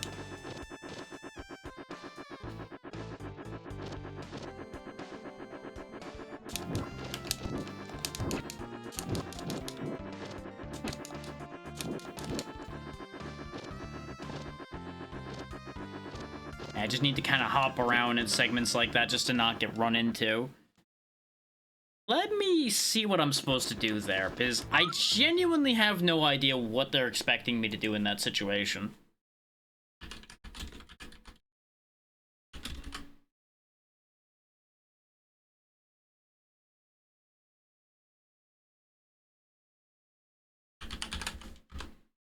Because there's gotta be information. Also, the manual would help. Let me pull this manual up too and make sure there's not like a move I'm missing or something.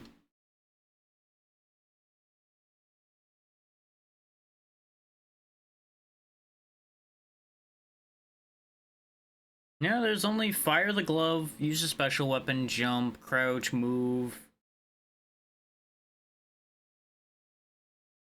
We are playing the one that has less attack power, apparently. There is a bit more of a difference than I had initially assumed. So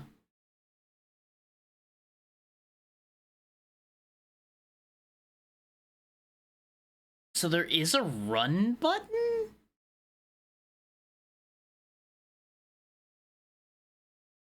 Except it's weird?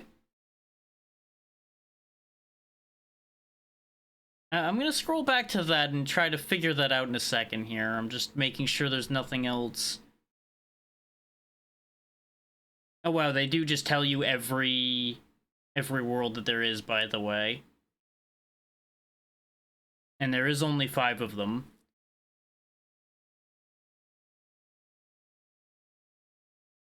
Okay, I understood everything else based on what the manual tells me. It goes up to level 25 as far as your level ups go, in terms of increasing the weapon. Okay, and it looks like you do just gain health as you level. So that makes sense.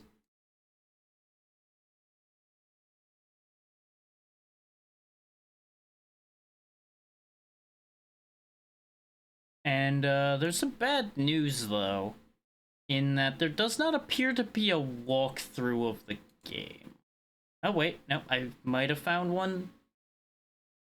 No, those are a bunch of passwords.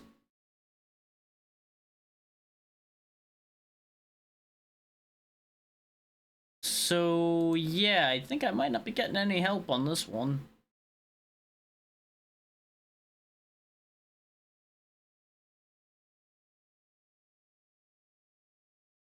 Yeah, because the only guide I've been able to find so far literally only covers World 1, which we've cleared already.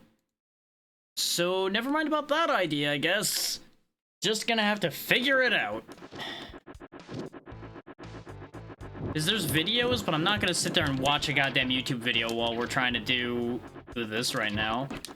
But hey, we shoot missiles now, so that's fun. Not really the biggest fan of the noise they make, but I'll take what I can get on that one.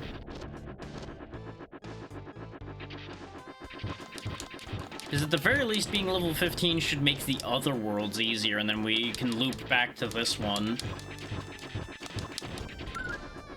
So if I'm gonna do it that way, I probably should stop grabbing that life so we stop continuing the life loop. Even though it hurts to do that. I just don't know what to do with this jerk.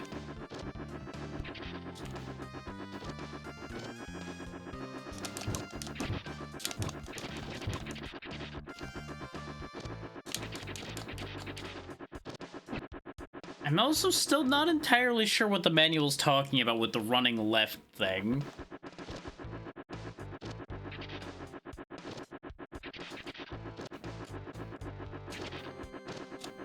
Oh, nope, there we go, I did it. I found it. It is just super weird, because you have to hold the shoot button and then double tap to be able to run.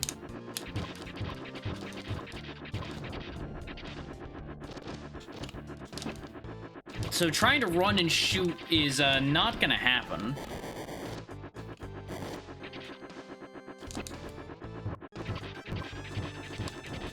So I really don't know why they did that.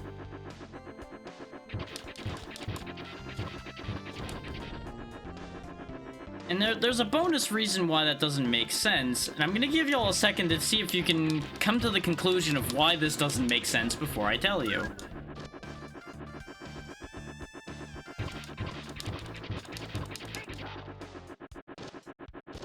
Have you figured it out yet?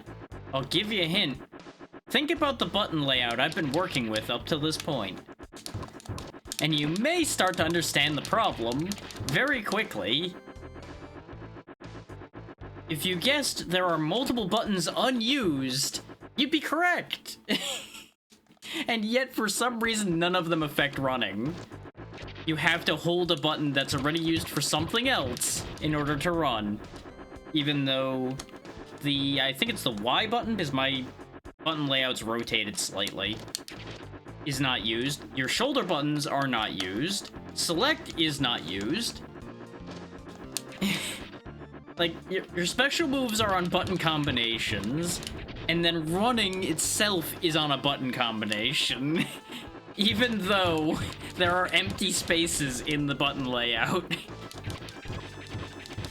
Someone please explain, because I don't understand. Clearly I'm missing something here.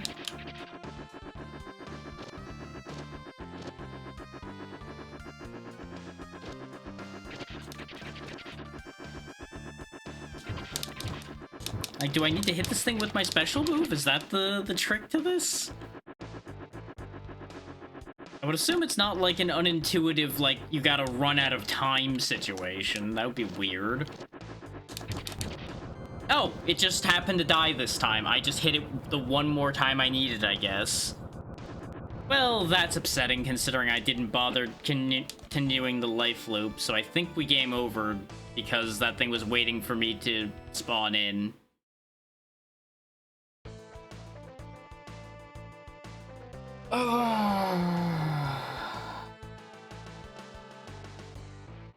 I didn't even have a chance to react there. Like, I could have if I was, like, already pressing a button when I spawned in.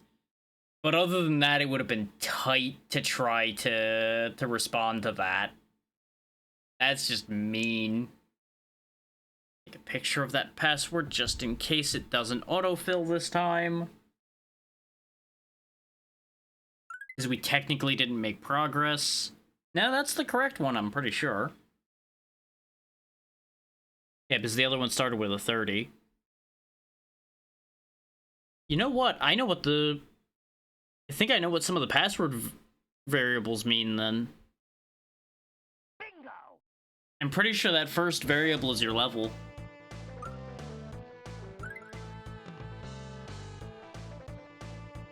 But I guess armed with the knowledge of how to run and a more powerful weapon, let's go back to World 2 and see if we can get through it.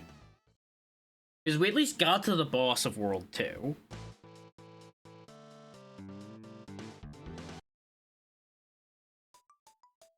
And in theory, running should help defeating that boss, except for the fact that it's going to be tricky to run and shoot him before he disappears. Because I'm pretty confident he's going to just disappear when I get within a certain reach of him, no matter how fast I get there. But we have the leverage of extra health. Which, that's one thing I question a little bit with this game, honestly, is the fact that they tied your health to the level up system too, rather than having health extensions like most games do. That one's a little weird.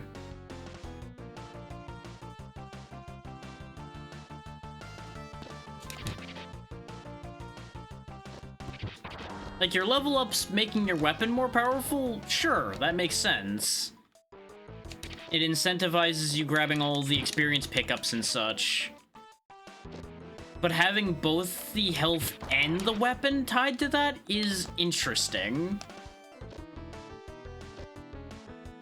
And that's not necessarily a positive interesting. It's not inherently a negative either, but it's odd. It certainly is one of the decisions of all time.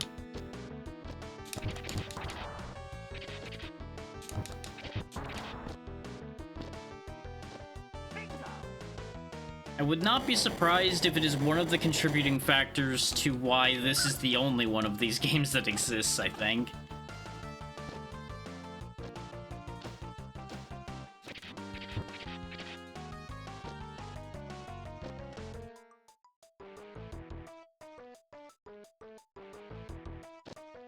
Noom goes the airplane again. I just gotta remember, those coins don't do anything unless you actually beat the stage. If you don't make it, the coins are useless.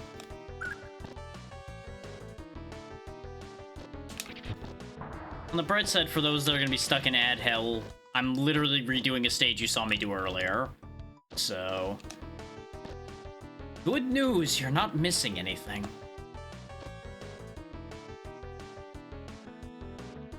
I will probably ramble about some nonsense nobody's gonna be that interested in hearing while I do this anyway.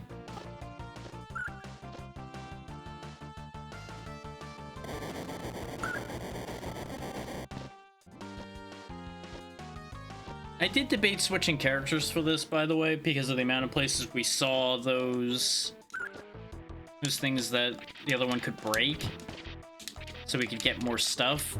But I do feel like saving myself some platforming headaches is still worth it more to me. And a certain degree of stubbornness of like, well, we started with this guy, we may as well stay with him the whole way. Because I don't know if your level is shared or not.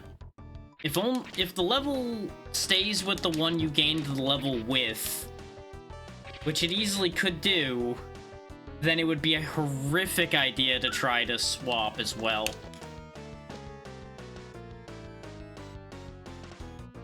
Because we'd be coming in here with so little power. It would just be awful. Oh, speaking of awful, the banana balloon man is awful.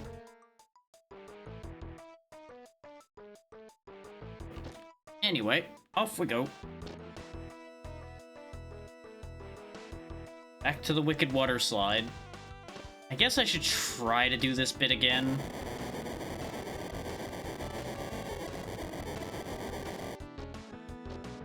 First try. Because I'm gonna need all the lives I can get, as we've established.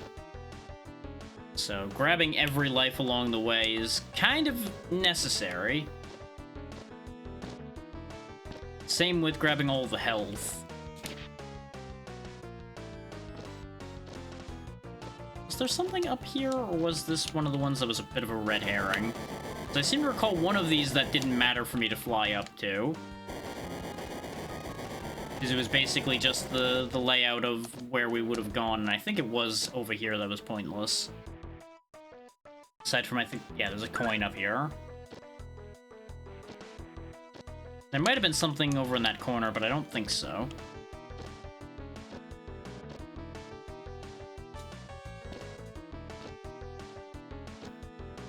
I don't know why I jumped over him like that. I knew better. Is there anything at the other end of this slide, like up here? I feel like there wasn't. I know there's that spot where that spring is that I needed to use to get to the other items, but I think that's further along. Oh, you can stand on those balloons, just most of the time it didn't work. Okay.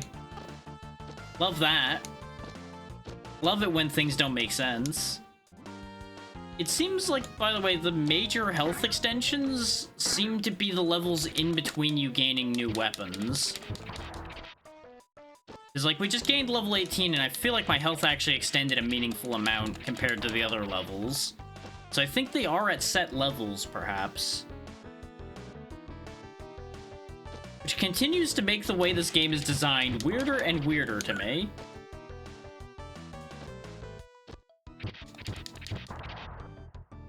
Maybe it's just me, but to a certain degree, said weird design kind of appeals to me more than if it made just complete, perfect, simple sense. But I think y'all know that about me by now. That if your game design doesn't entirely make sense, I'm probably going to be more interested.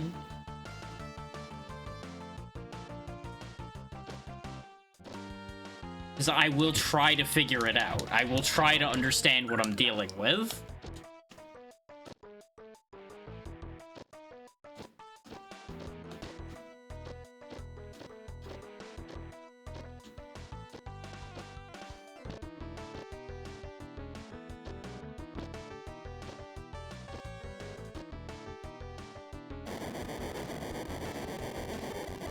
There's no way I'm making that.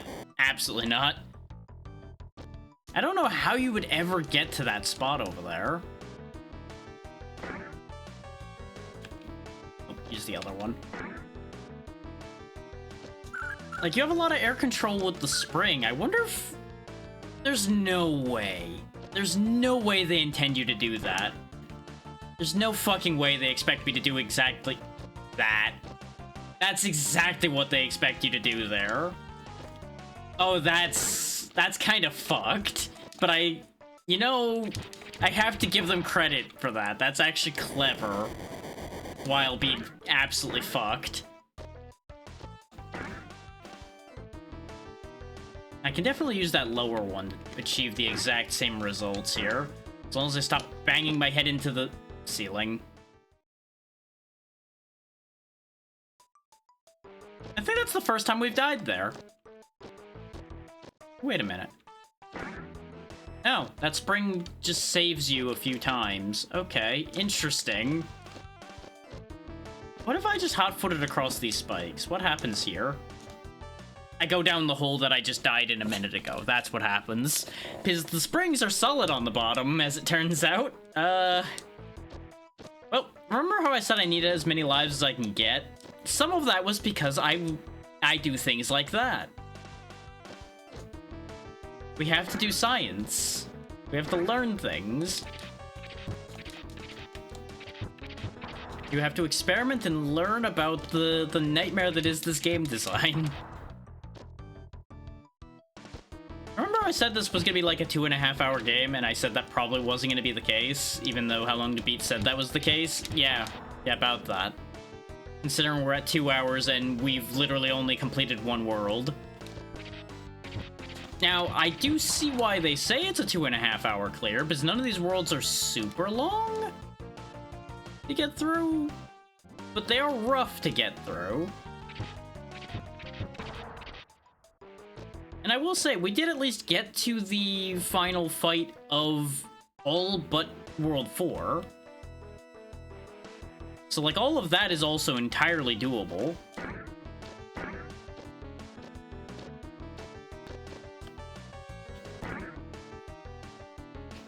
Didn't make it.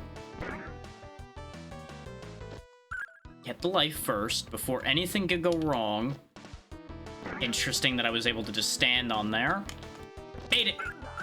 All of that just for a level up, though. I thought for some reason there was also a life up there, and I was wrong. I was very wrong.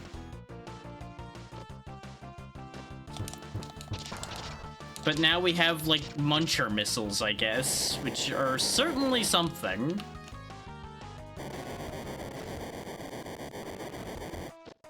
I love my jetpack. My jetpack is my friend. And remember, we gotta get in between these areas here. But I think there was a question mark here. There we go.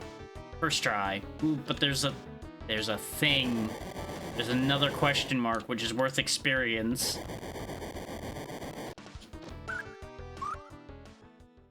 We're at strength 30 now. And our health is way higher than it's ever been. Like, I think we're approaching like 3 times the starting hit point value now. If that tells you anything about how much we've gained.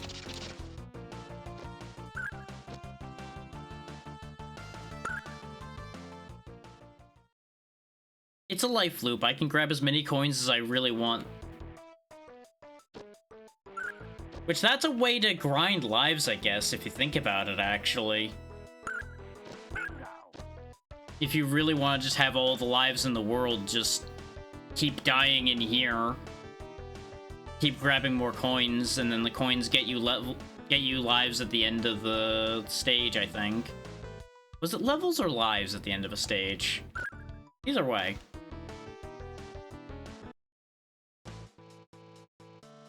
It's a means of generating power. Hello, all orange clown man. Goodbye. I do really feel like he probably needs at least, like, one other color other than orange.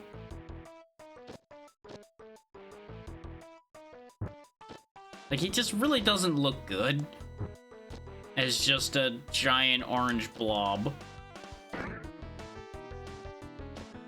with muscles and vaguely deformed features.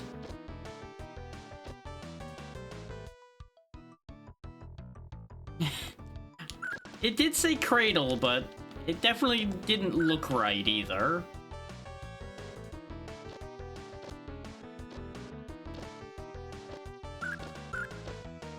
And interacting with a Cradilly would probably be doom.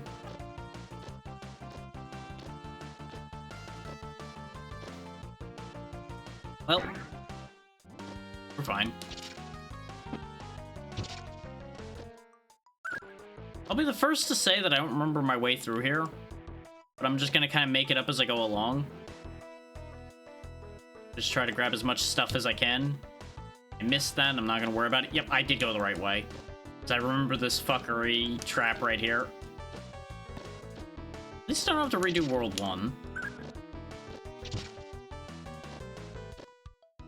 is interesting how these armor guys summon shields or swords. They don't actually look like only have one move. They technically have 3 moves because they have stomp around angrily when they're smashed into their helmet too.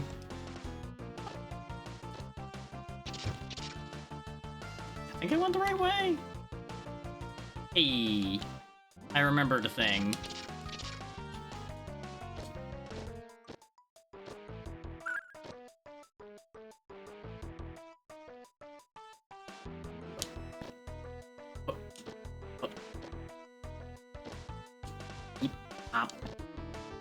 Give. Worth it. We're in so much less danger in here this time.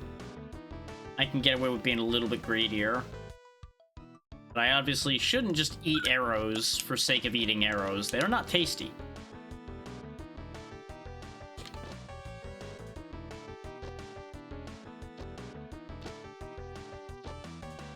I'll give them credit for one thing. I do have some decent height control on my jump. Like, I actually threaded that needle purposely there. Didn't have to, really, but I did it. And our attacks are getting real strong considering we can get rid of those balloon men in one hit. So that's a positive. There we go, level 22.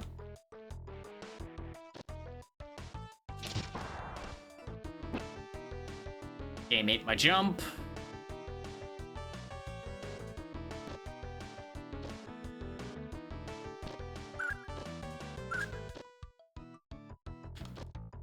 Okay, managed to get through the door before I got shot in the ass.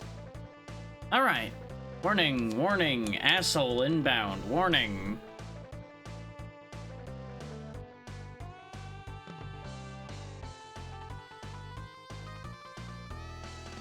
Like, his image here at least makes some sense because it does still have the two-tone thing going on.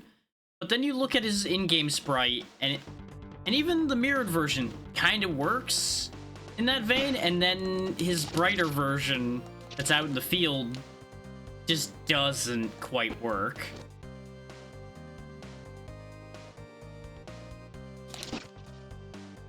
God, getting the spacing to hit him is such a pain in my ass. Okay, we hit him once. Problem is, I get hit by the claws very easily. Is determining where to go to avoid those is still a whole thing. And it's very easy to just walk into his attack trying to get enough range to hit him.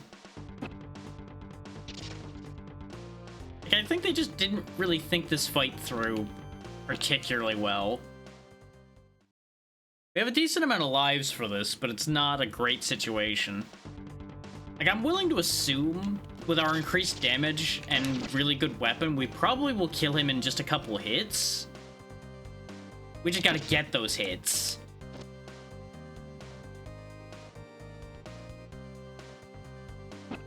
Yeah, I was worried that was gonna be low enough to hit me.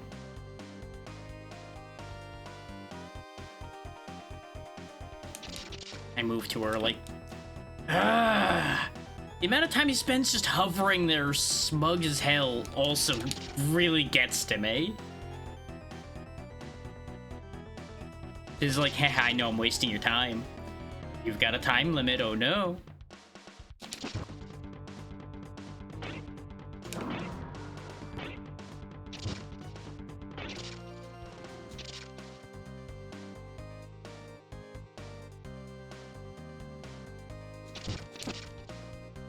Yeah, there we go. That was the very specific range you need to be in to hit that.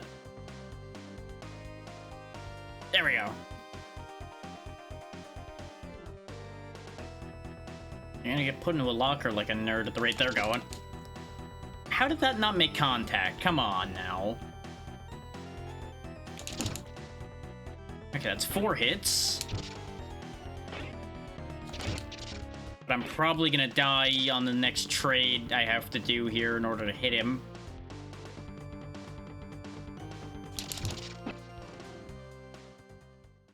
Okay, I can duck it. But for some reason... Now hang on a minute.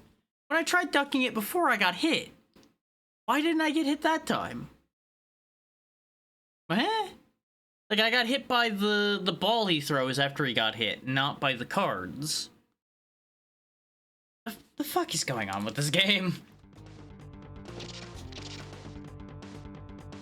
Well, I know what to do now, at least.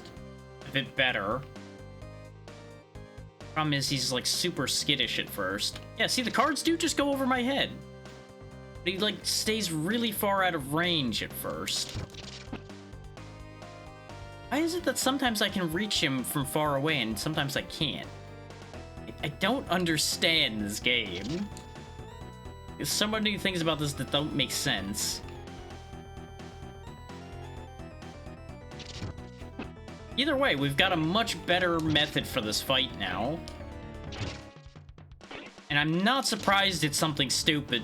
It's simple, like just duck under his attack to be able to hit him. I'll take the ball hitting me over and over again. That really doesn't matter. It does negligible damage with the amount of health we have now. I'm kind of mad that it's proving out to be something this simple. But you need a longer reach weapon to be able to do this anyway. The other weapons weren't reaching this far.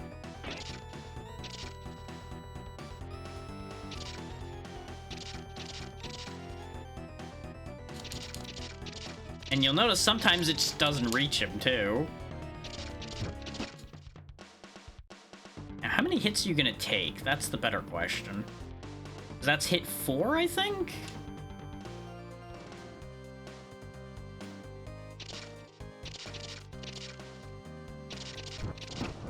Okay, 5 hits. You know what? That's fine.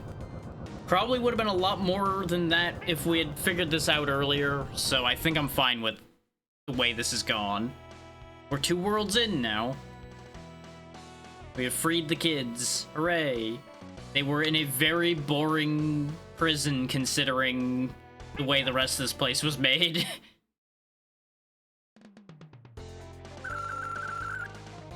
Two lives from the coins, and now a new password.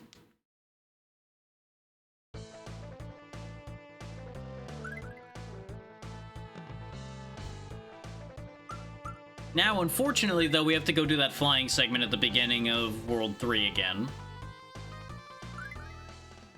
So that's gonna be fun. And by that's gonna be fun, I mean absolutely not.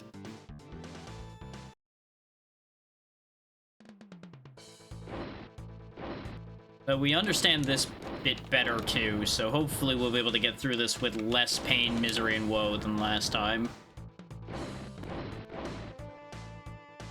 And I'm sure there's gonna be some people out there that are gonna be like, wow, he just cheaped out on beating this because he just went and got a ton of levels to make his life easier. To them, I say, you can feel free to whine at me about that in games with better game design than this. Games are meant to be enjoyed. If you do not enjoy them at base level, go get levels. Go enjoy the game the way you want to enjoy it. Do not just suffer because people say a game has to be played a certain way. Because those people probably don't have much joy in their lives and probably derive enjoyment from the suffering of others. I was literally going in as I died there. Sad.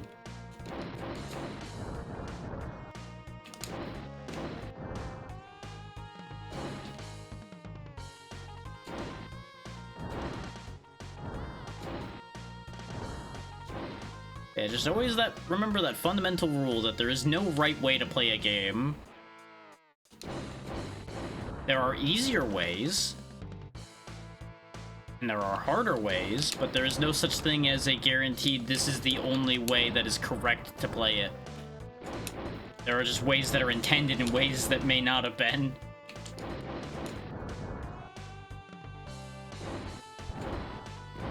So in a case like this is absolutely within their intended design based on the fact that they give you the ability to level up and the ability to retain those levels through the passwords. So, I don't want to hear any bitching. I fucking... I finger twitched over trying to hit the enemy so he'd stop shooting at me, which was enough to count for the stupid missile that was nearby. And again, kill me right as we were going to be going into the thing. But we were sitting there with that one guy long enough that I was worried that I had to kill him in order to proceed. I kind of fooled myself there a lot. Wasn't there enemies on screen when we dove in last time? I genuinely don't remember. We've been through a lot since that.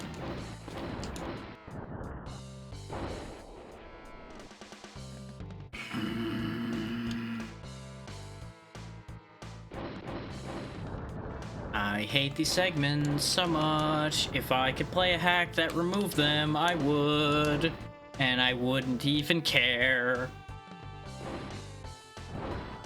I really feel like these aren't adding anything to the experience, aside from frustration. Like, maybe to somebody who understands this, maybe it's cool to be flying the thing. And sure, maybe for one stage it's cool to fly the thing, but doing this whole bit twice and having them be so similar like I was talking about before just really doesn't do it. And you loop back to the issue of they thought it was a great idea to have this be a one-hit death segment. Which just does not pair well with how long this segment is.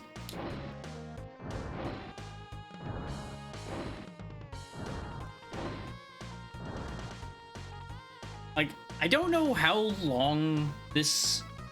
Both parts of the flying segment are compared to the walking segments in this stage, but I feel like there's actually a comparable amount there. Like, I would not say that this is longer than the walking segments, assuming both are done smoothly first try. I would have to assume this would be shorter than all those walking segments combined. But because of how these segments go for me, this is definitely longer than the walking segments. And that's my fault. Like, it taking longer is partially on me, partially on the game design. But still...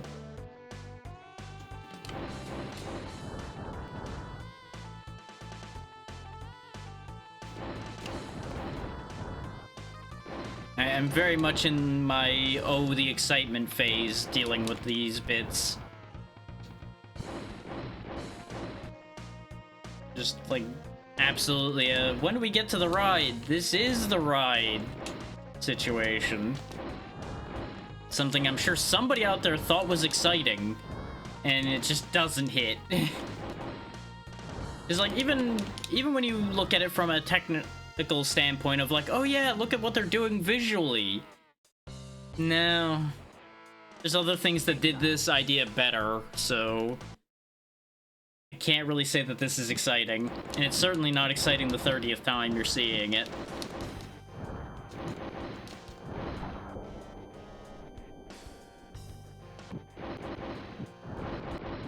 Which I think that's part of the problem at this point for me, for this exact segment here, is it's much the same thing I've talked about repeatedly with, like, horror games and such, where things only work so many times. Once you've experienced it over and over again, be it because you're stuck at a checkpoint or what have you, it ceases to have any tension, have any meaning, have anything anymore. You're at that point just going through the motions to complete the thing so you can get to a different part and experience more of what it has to offer. In some cases, in the hopes that it'll have something else to offer, which isn't always the case.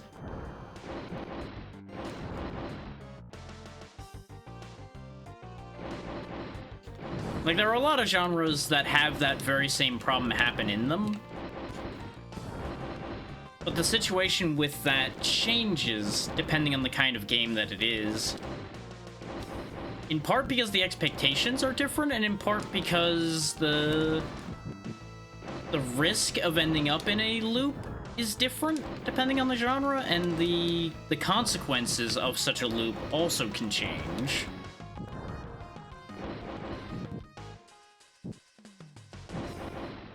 It's like here, there's not that much of a consequence to the loop we were in. We're not even losing lives in the flying segment. So there already isn't tension there to begin with, because you can't lose. And I think that's part of the weirdest thing with that, is you can't lose those flying segments. So if there's no loss state, why even have a death state within that? Like, it feels like just this very bizarre middle ground that probably doesn't satisfy anybody. Also, I see that there's items down below, but how do I even begin to get to them? I would assume something like, oh, these are grabbable, even though... Huh. That's the game once again being a little weird. Like, it showed me before that those lumpy segments you can't climb, but I guess since the lumps are smaller there, you can climb that.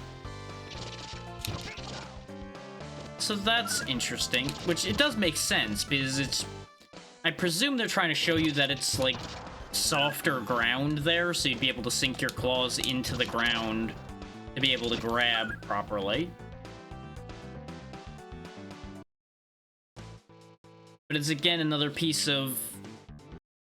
Depending on how you perceive the information, it may not be clear signposting.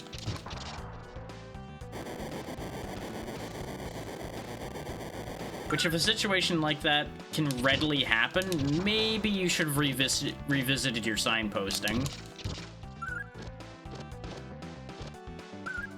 Like, it's not the biggest deal, because obviously we figured it out.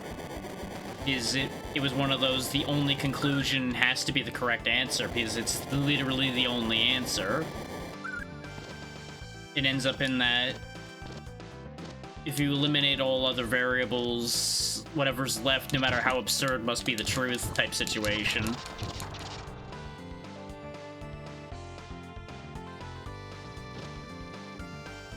But I do think that this game would have been very well served by not having this level up system, even though it is an interesting idea. And just replacing the level up system with enemies that don't take as much damage to kill, for one. Is like, at the level we're at, the enemies are actually not taking too much to get rid of. So it's feeling more like a more normal platforming shooting game, which is a good thing.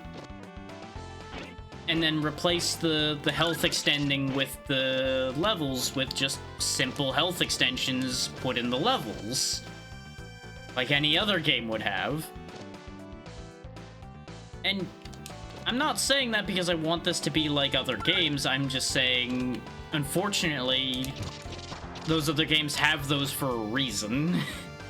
It's because that works.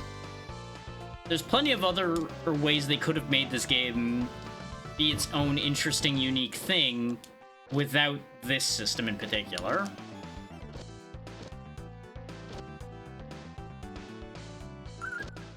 For example, all the weapons they wanted to implement, those could have been pickups around the levels. Not even necessarily pickups that had to use ammo or anything, but just like pickups you get, or have them be rewards for beating the bosses. That also would have worked. And then it would have given you a reason to do the worlds in varying orders as well.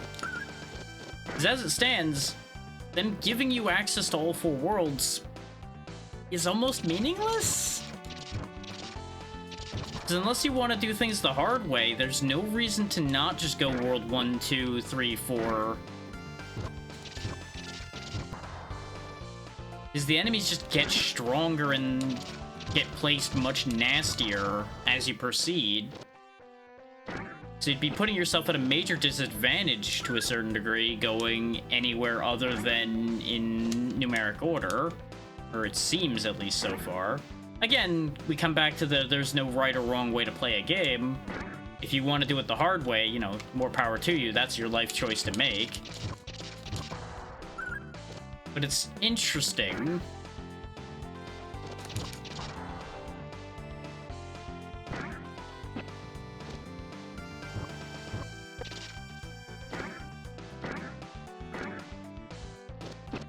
God damn it. I couldn't get control of him quick enough as he walked forward there. I told him to stop, but he had already stepped off the platform by the time I let go of the button.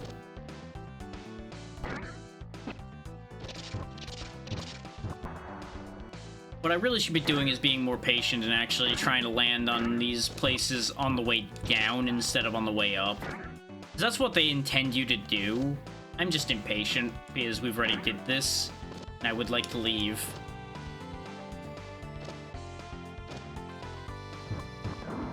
Oh, we got, like, these discs now. They seem to hit more than once as well if the target is still within it when it hits them the second time.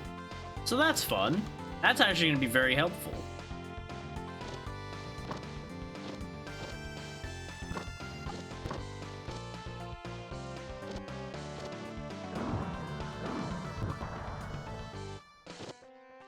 Okay, maybe it's just a chance to hit more than once, because he was still there, and it just didn't contact the second time. But I think he also didn't come out of iframes till it was gone. Hard to say. I was paying attention, but not, like, paying attention, if that makes sense.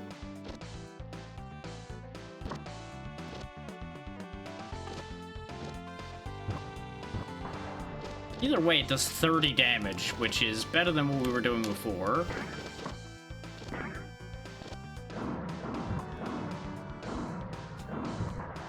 Admittedly, the last weapon was doing 29, so we only went up 1, but I will take every power increase I can get at this point in order to get through this game.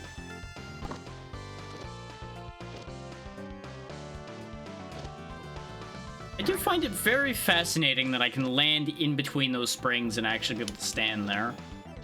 I almost wonder if there's going to be a point where they actually expect me to do that. And I fear for that as a future. Because that is going to be a miserable future to be in existence in. This is true. 1 is definitely better than 0.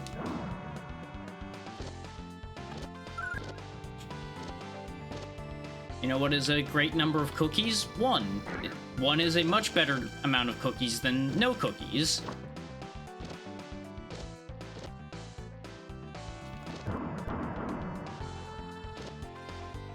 One would obviously want more than 1, but take what you can get.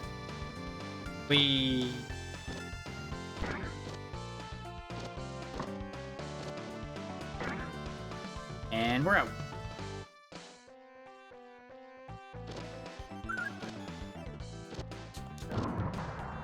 Yeah, see, I caught him on the disc properly there, so he just got destroyed. That's gonna be very handy against the flying robot, I think, as well. And it'll probably be, like, devastating against bosses, which will be great for us, considering the amount of trouble we've been having up to this point, specifically with the bosses. Which, the bosses are the ones that are supposed to be giving trouble, so I'm fine with that. Plus or minus the instant death laser we're heading towards now, but that's another discussion.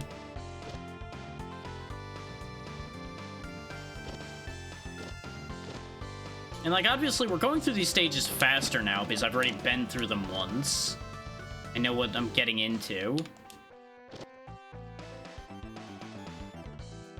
And I know the pathing somewhat. Like, obviously I don't know the entire path off the top of my head through any of these, because I didn't keep them in memory that deep. Yep, I shouldn't have jumped over it.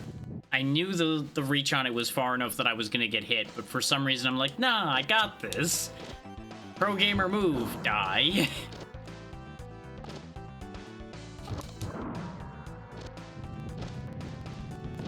Let me show you what's known as an epic gamer move. Dies instantly.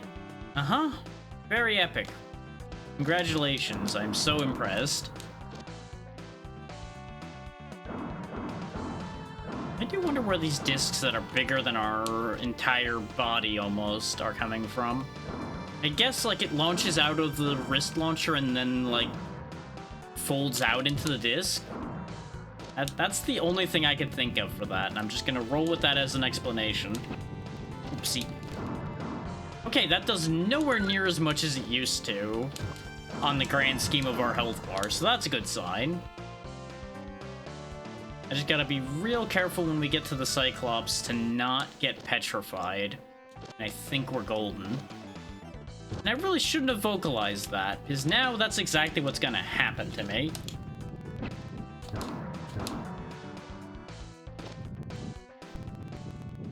Or, you know, it's just gonna eat a jump when I try to get away from the dragon again.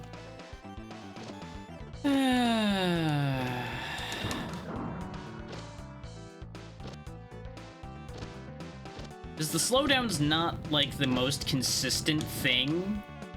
I actually got hit by that guy on purpose because he does less damage than the dragon will. So I can just iframe through it. But yeah, because of the fact that most of the slowdown's tied to the dragon flying through the background, it's not consistent slowdown because it's not always, like, fully on screen and things like that. Or, like, the hammer guy isn't fully on screen, so maybe he's the reason why it completely slows down at any given point. Because they're both animated at the same time, as well as my, like, little idle animation where my entire body is moving.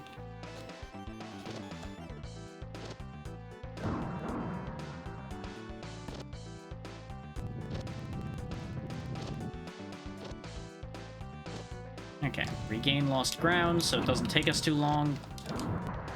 I forgot about the forward sweep he does at this point, but it's fine.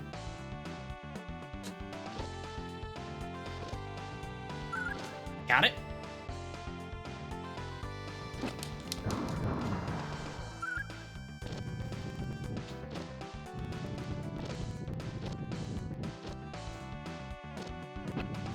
I couldn't get away from him. I had nowhere to move, because if I tried to jump over him, better than even odds, that wasn't gonna go great. And again, I keep saying this, and it's gonna keep sounding like an excuse, but the slowdown hit right then as well, so I couldn't actually jump when I wanted to. Because I was gonna try to, just didn't succeed. Wow, that just went horrendously.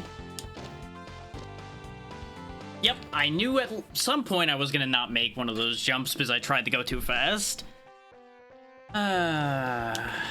Inevitability.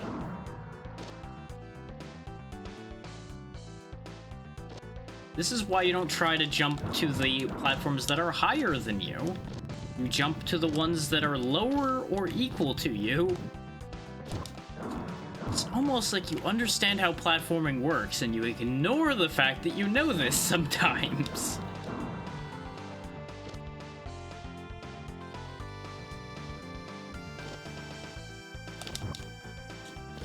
Nope. Nope. Nope. Later, stupid. Nope. Still not going for it. Aha, level 26. The fact that we have the best weapon in the game and we still haven't even filled half our health bar is another reason why I say maybe they shouldn't have tied your health to the levels. Or at the very least, maybe they should have made the levels a little more impactful on the health bar. Since they're so dead set on this idea.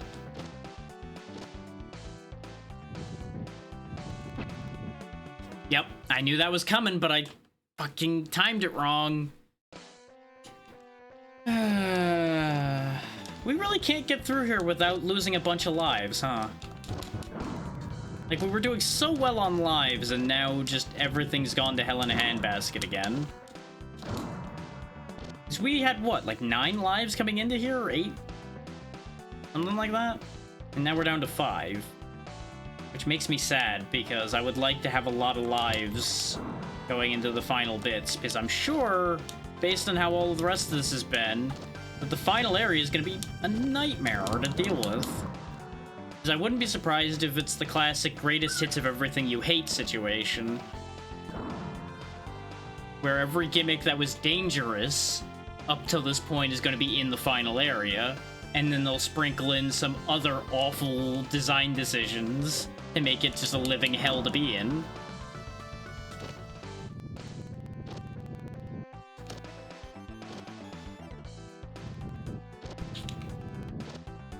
Okay. Rather than trying to move forward while he's doing that, I guess we had to wait. Joyous day, we escaped with our lives. Including an extra one.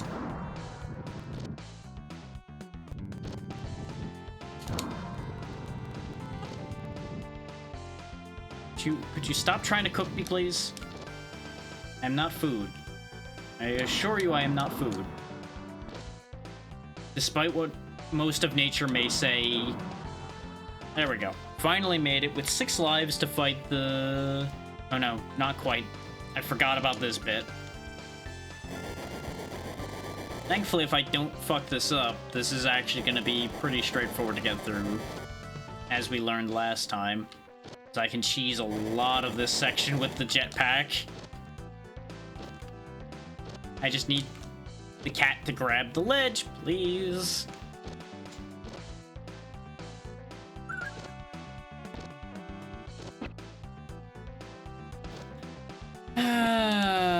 The classic, hey, don't get control back of your character until you've touched the ground bit, I guess. I should have went this way. This is the way we went when we were successful before, I'm pretty sure. I think we did BS it a bit by, like, bouncing off of him last time. I seem to recall that that was a thing I did. And then he doesn't grab for some reason. I swear, if I get screwed on time here because the game wants to be a piece of shit, we're good. But I'm a little annoyed. Warning, warning, guy who kicks you into the past because he wants to be a dick approaching.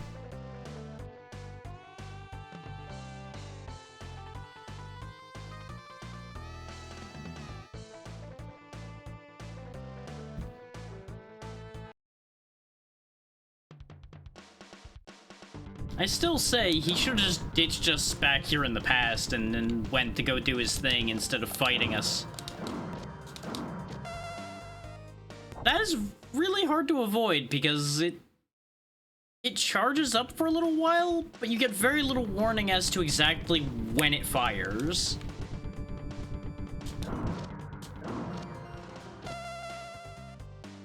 Though it might be set targets? Yeah, it is set angles. It's not targeting you. So as long as I'm not standing at any of those angles from him, we're fine as far as that goes. Though the skulls that are coming out of him also really fucking hurt.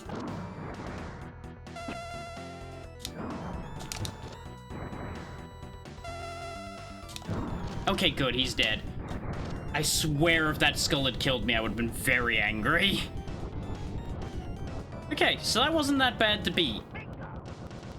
Just had to learn that the laser wasn't targeting.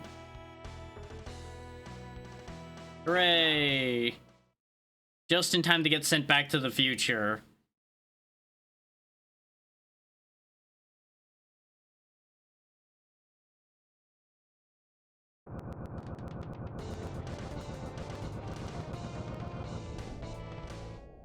Yeah, all we had to do was just get a bit stronger, apparently, and now we're just flying through. So that's 3 worlds down. It took us, what, like 40 minutes to do 2 worlds after we gained a bit of strength and stopped being stupid?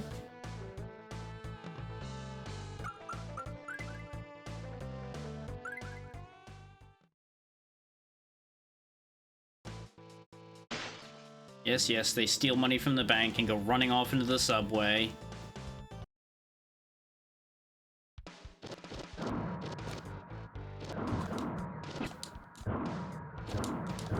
Wow, these guys still take a fair few hits.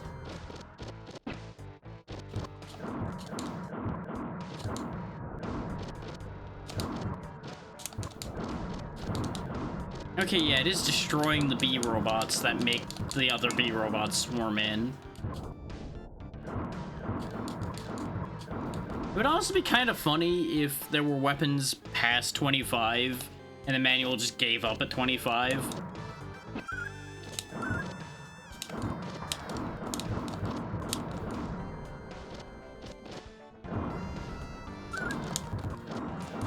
Like, would that be good? No, but it would be funny.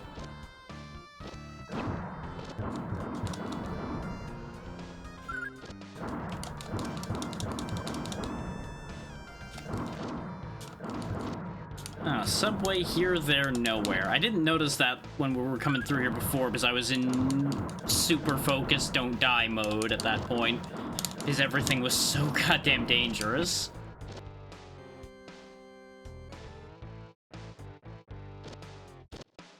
But that is the one downside to doing things like this, is I do end up having to go into that focus mode a lot. So we don't always get to have the best conversations during these, but hopefully y'all enjoy me putting myself through this. Because I do enjoy doing these, even if they can be a bit frustrating and a bit stressful at times.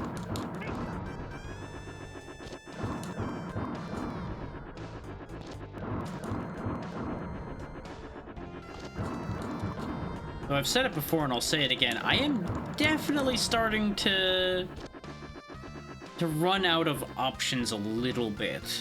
Like, there are still options left, for sure. Because, like, obviously, we've only beaten, like, 30 games, approaching 40 games this year specifically, for example. And all the rest of the years I've been doing this, we've probably total beaten, like, maybe a couple hundred.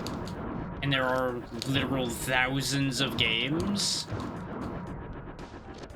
But there's only so many that are within the right time amount.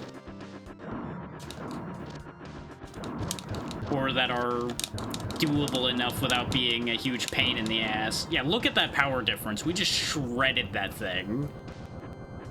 I feel like maybe you're intended to have had this, at least close to this power when you got to this point. Which means maybe I was wrong about them actually straight up intending you to have died a few times. Because I think even if you were being perfectly efficient about grabbing every experience boost and everything, I don't think you'd have more than like level 20 at best when you get here. Because going through the other two worlds, we gained what, like 10 levels, give or take? I was just going through them smoothly.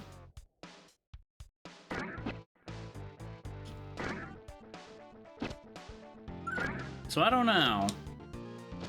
Maybe there is some grind intended here, which is an odd decision for a platformer.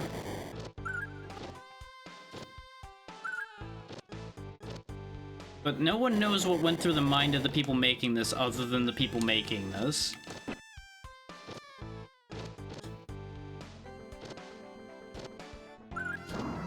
One up, sure. And I say free because there's really not even a threat here particularly.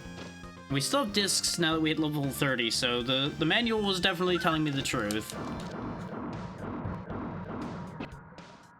The hell of a thing that robot hits me with the backswing of his rocket arm after I knock him off the edge.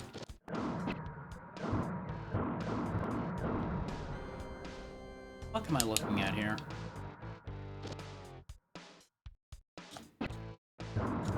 Okay, I'm not really sure how I was expected to avoid that.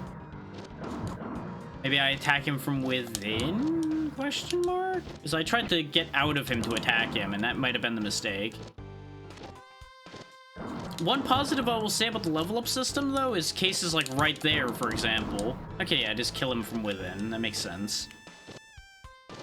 Yeah, the level up system providing health does make the fact that they don't have tons of health pickups work out. But I think they could have also just sprinkled a handful more health pickups in and done everything else I said. And it probably would work out overall better. Like, this probably would be actually, like, a very smooth experience at that point.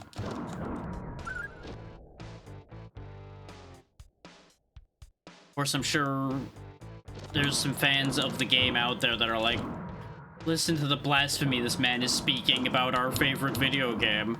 He's saying it's not the perfect best game ever made. To them, I suggest therapy.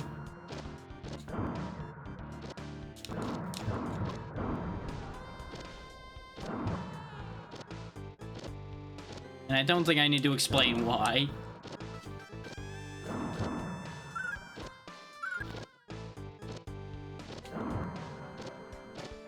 No, there's a one-up back there. Hang on. Going back. The one time I don't go checking higher up is the one time there's a one-up up there. Thankfully, we got a decent bit of time in this stage, so it's not like I needed to stress over that.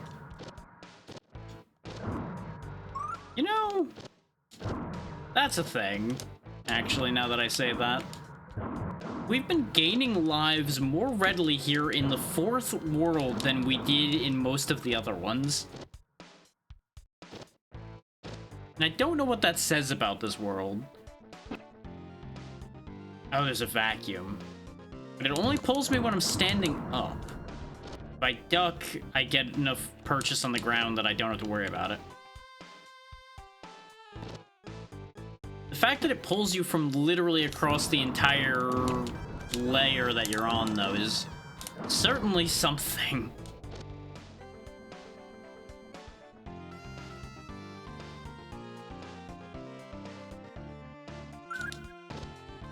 Oh, there's another place where the grenade launcher would have been grand.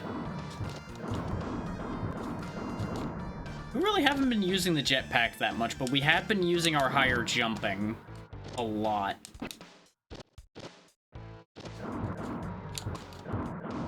Because even the manual confirmed that there is a jump height difference between the two. Maybe not a major one, but enough of one that it's worth noting. I am cutting it close on time here, even though I'm rushing now.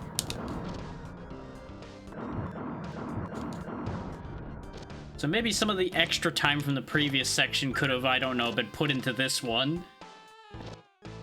Because they don't all give you a uniform amount of time, in case people didn't catch that. Okay.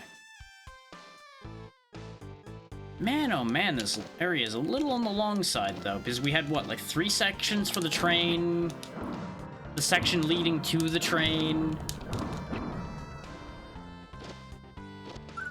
And now, like, what, this is our 3rd or 4th section in the factory?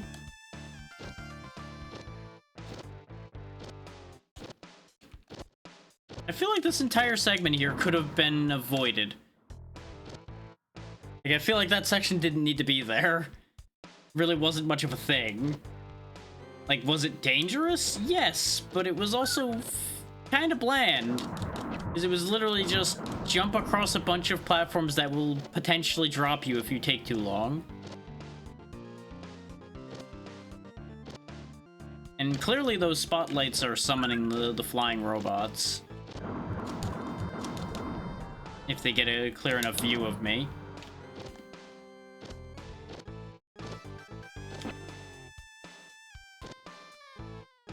I can squeeze through here. Thought so. Considering I am fairly hurt, I do want any extra lives I can grab.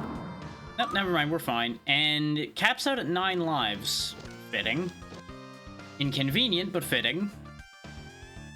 So maybe it just stops counting at 9, and maybe I have 10 technically still, because that does happen sometimes. Thanks, I hate it. So I'm assuming those things that are spinning there are platforms. Ha, joke's on you. Joke's on me, I'm still on these stupid things anyway. I was half expecting the propeller to hurt me. I'll be honest. Credit to them, though, for thinking of the fact that you would try to just creep your way up the wall. Considering they, you know, gave us the ability to climb. Fucking stupid grab, though. Just sometimes he just doesn't grab the wall. Like, you saw me mashing my face into that wall. There wasn't any, oh yeah, you just were like a pixel away. I was actively holding pressed against that wall and just didn't do it.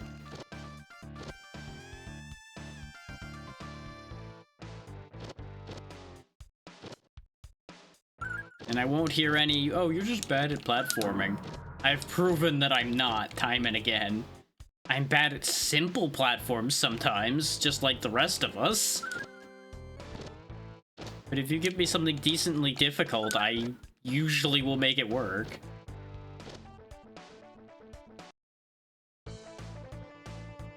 Warning! Warning! Boss you haven't seen yet! Warning!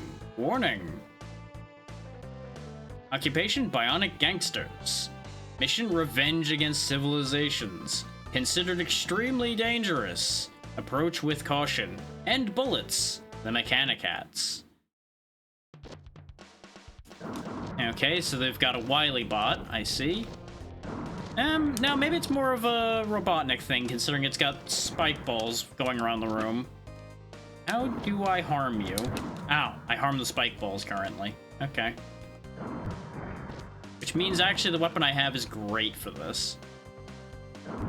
Because I can shoot it ahead of time. Wait. Is it gonna be... This isn't gonna be a stupid situation where I need to, like, make them bounce up at them or anything, right? No, now I'm dulling them. So I just break them. Okay. The pattern gets arguably easier once you break one.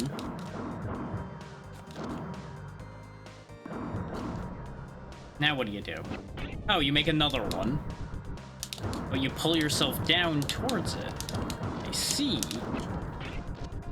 Ah, you're grappling around using your spike ball. Okay.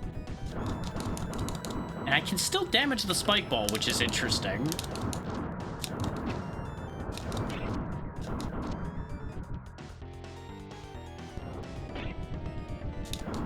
Like, credit where it's due, these boss fights are fairly unique. And at least none of them has felt the same as another one.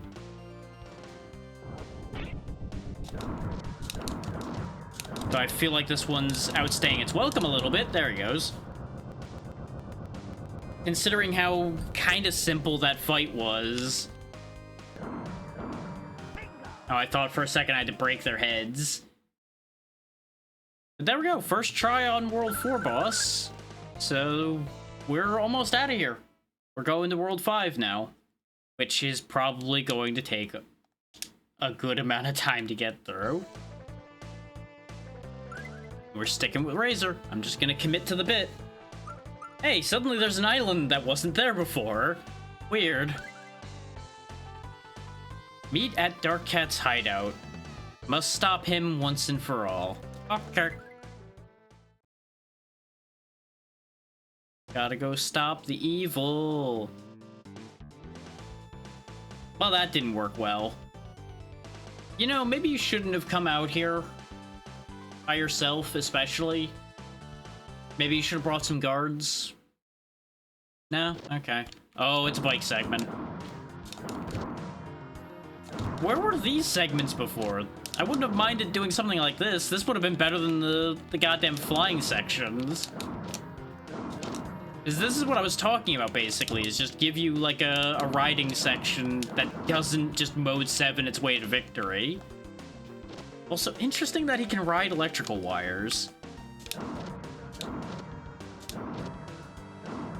Can't reach him, though. I have no method of actually closing the distance to do anything, so I'm gonna have to assume I just have to keep going. Nope, he's throwing his face at me now.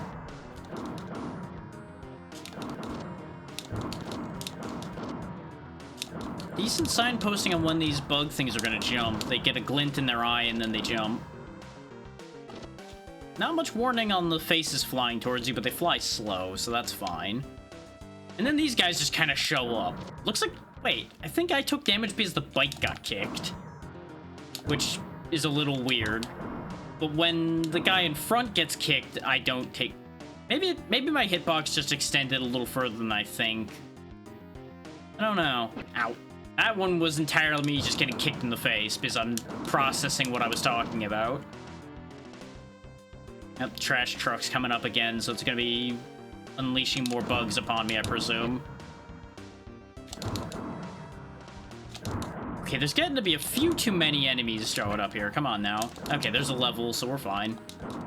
We almost have half health. No, if I just let them go their way, they just leave. Okay. That works. Let's just stay to the right when these guys are jumping out then, and we don't even have to worry about them. That's convenient. I could use them for levels, but honestly, we're level 34. If that's not good enough to beat this game, I have concerns. Also, wait a damn minute. I just realized something. Why did they even have a timer in that last stage? You can't... You have no control over that stage.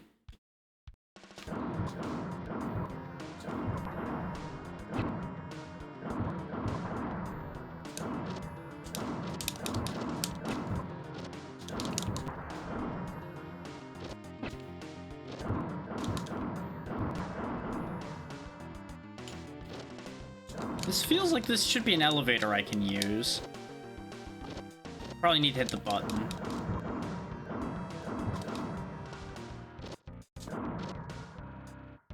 Jetpack away! Ow.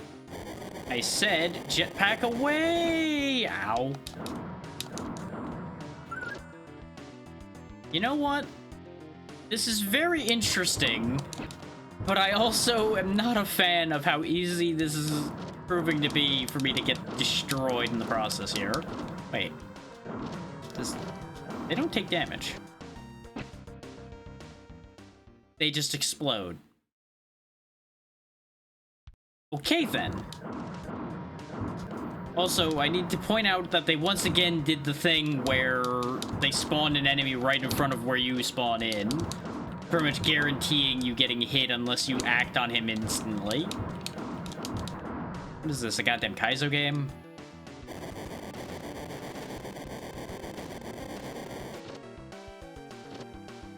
Hello, madam. Perish. My discus is stronger than yours. Okay, maybe hers is stronger. Considering she could knock me off an edge and I couldn't knock her off of her ledge. By rules of whoever's still standing up there, it's clear that I lost.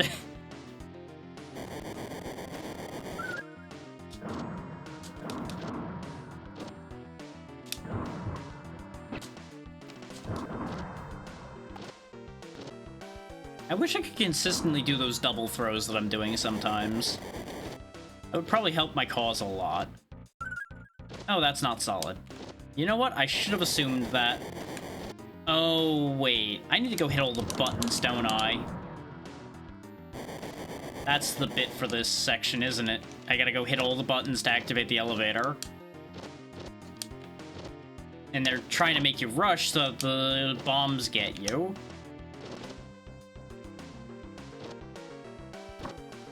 Alright. Oh, that wasn't an elevator, that was a door. Okay. I thought the cage was like an elevator cage that you would ride up in. Well, that was something. He jumped forward, got shot. Jumped forward again, got shot again. Like, you would think he would have learned something at some point along the way there, but clearly not. Not that I can talk too much about that, considering the times where I've sat there and got hit, did the thing again, got hit again, and just for some reason thought it was going to change at some point. I feel like we've all been there at some point. I can't tell if we're officially at half health or if we've just barely passed it. But the fact that level, like, near 40 is what you need to be at half health is, still a very concerning concept. Still, they do give you a lot of experience pickups and things, so I keep waffling back and forth about whether I should be upset about it or not. And at the end of the day, I still am not gonna say it's great, but it is at least, like, within acceptable ranges because they did think it through, at least. It just probably could have been thought through a bit more.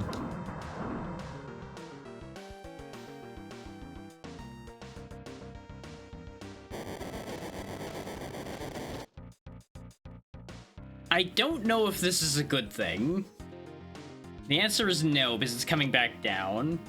I was curious to see if I could break that section completely by just grabbing the moving platform section above me and leaving with it.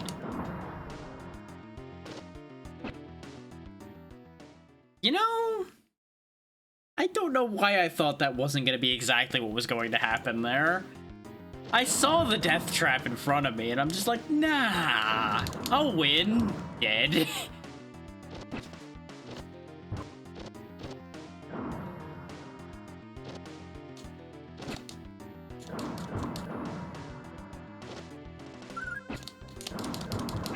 Couple hits are definitely worth the extra life, especially since we gained a level that healed me.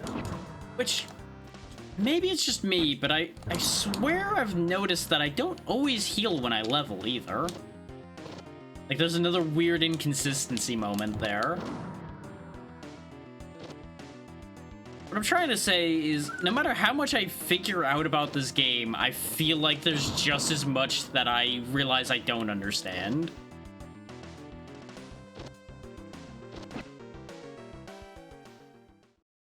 I don't think anybody's surprised that that happened, either. The getting crushed. I feel like we all knew that was what the gimmick in here was. And I, for one, was surprised it hadn't happened till then. I kind of expected them to try to crush me sooner than that. Which I guess was the plan. They wanted you to get complacent so that they would more readily be able to crush you. And you know what? Well played. They got me. Just means you gotta make sure never to be in any place where that pipe intersects. So it definitely finishes falling faster than you'd expect. Which is mean. Like that, right there. The way it comes flying down compared to the speed it's moving around at any other angle.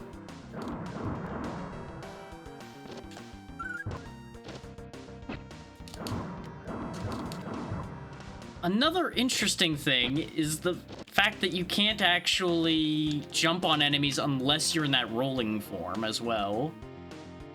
I'm waiting for the pipe to come down. There it is, I see it. Here it comes. I don't have enough time to wait for it any longer than that. And apparently it just wasn't coming down that time. Okay. They gave me way more leeway on that than I expected. There's the end of the section. How long is World 5? Oh, there he is.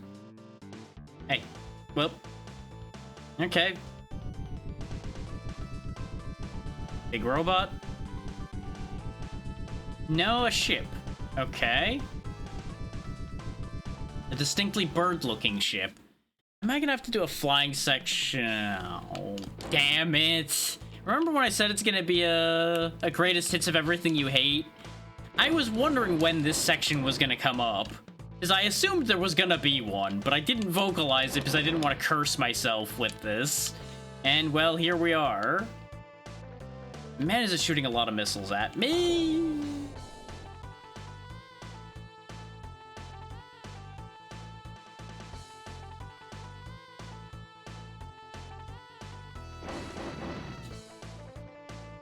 You know, part of me wants to go back and clip all the times where I said something right before the exact thing I'm saying causes me to die, but if I did that, it would probably be like a cut of a third of the stream. I don't know if that would even be a clip at that point. That would just end up having to be like a highlight compilation at that point, because it would be at least a dozen instances today alone of me saying something and immediately putting my foot in my mouth. There's a fly on my monitor, and it is distracting.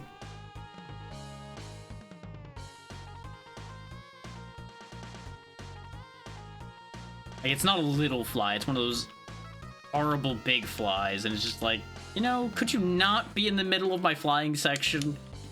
I wouldn't have minded you in the walking section, but the flight, it's a bit of an issue.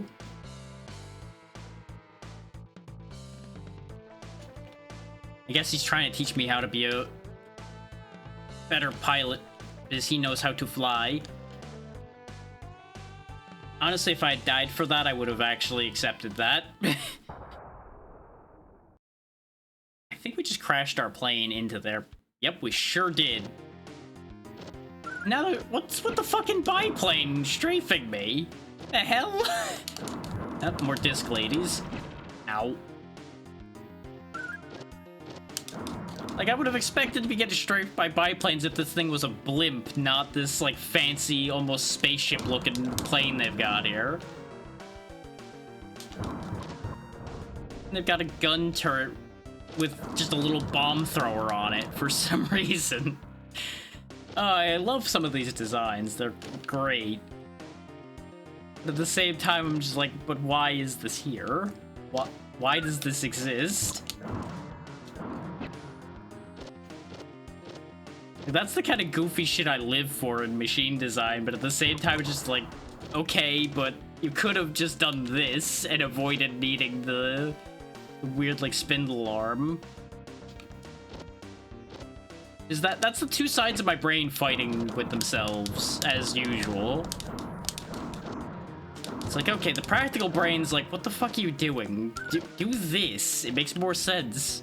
But the goofball's like, hell yeah, look at the goofy arm. Look at him go. Look at him do the thing. And I can't say he's doing a bad job. He's doing a great job of throwing shit at me. Also, once again, wishing I had the grenade launcher, but it's fine. Just means we have to actually do the maze. Ha ha. My favorite. But remember, it has to be the greatest hits of everything you hated in the previous parts of the game, so the maze had to be here. Oh, I did it. Except now we have to do an elevator section, too. While he tries to... Oh, no, it's not an elevator section. Is this just the boss fight? We didn't get a warning. Then again, I don't think this guy's actually final boss, either.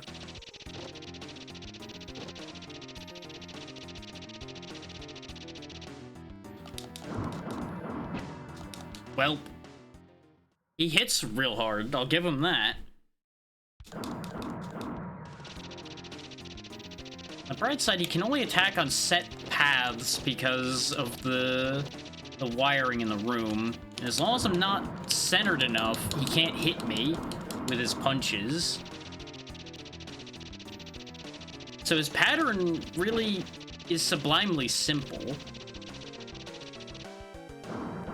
Okay, he doesn't always land in the middle. I didn't think so. It is kind of funny, though. He does just these two little electrically charged punches and thinks that that's going to do everything it needs to do. Okay, went over to that side again. I assume he's got a good amount of health. Okay, I got moved up into that. I thought I could duck under it. That was on me. Over there again. Okay, and he's dead. No sooner did I say, oh yeah, he's probably got a good amount of health. Yeah, see, that guy looks like he's the final boss. Oh, of course. Convenient trip through a hole. Up we go. I want those items. Oh, I can't grab those walls. Never mind. Those coins can stay there. Also, why am I even trying to grab coins? It's the final stage. It's not like I'm gonna be able to spend those on anything. my coinage. I gotta get paid. Oh, I see. The button moves that out of the way, I guess. Huh. What is with these... Oh, Jesus. I have a bad feeling about those things. I get the feeling they might be instant kill.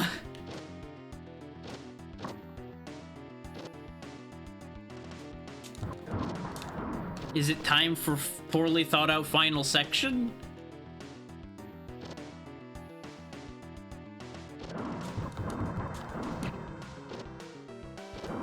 Get your bingo cards ready, kids. This might be time for a poorly thought final section to make sure people don't make it through the game too quick.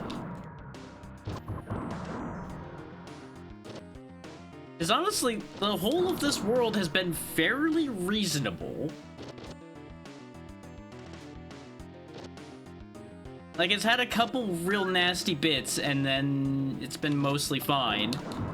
This has bad idea written all over it, potentially. Though it's becoming reasonable now that I understand what they want from me here. I'm just real worried about some of the pathing these things take. Okay, I think the idea is actually for me to be underneath here. Let it pass and then go up and over. Like this. Extra life.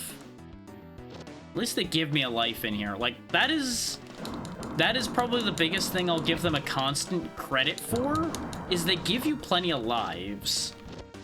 As long as you're paying attention and actually go get them. Like, they don't just hand them to you constantly.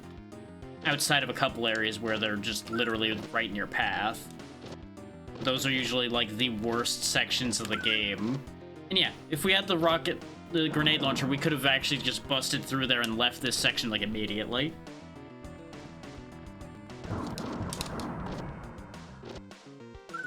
Okay, we got lava plumes to watch out for now. I'm going to assume some of them pop up in the jumping bits, too. Because why wouldn't they? Ooh, wow, they hurt! Oh, wow. Wow, wow, wow, wow, wow, wow. Ooh, whoa, whoa, whoa, whoa, whoa, whoa, whoa. Not a fan. Just gonna keep running. Ooh, boy. Yep, I knew as soon as I stopped it was over. Fucking knew it. But I didn't have a choice. If I didn't stop for that enemy, I was probably gonna take enough damage to die. Ignoring the fact that sometimes they don't do any actual damage, which still confuses me to this day. Like, no matter how many times that happens, I still don't understand why. It definitely gets filed under we take those, but it confuses me. Again, I fall for it. I need to just, like, either jump or do something other than stop to shoot him. My reflex is to stop and shoot him, though. Like, I have to actively fight my reflex in that situation.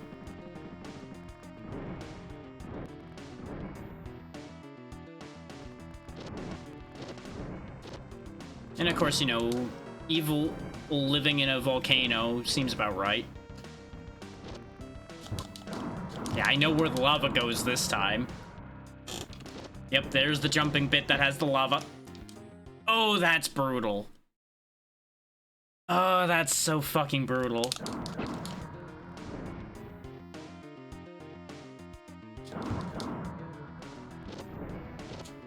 I gotta say, this music doesn't really fit this section. I was a little too far to the left. So...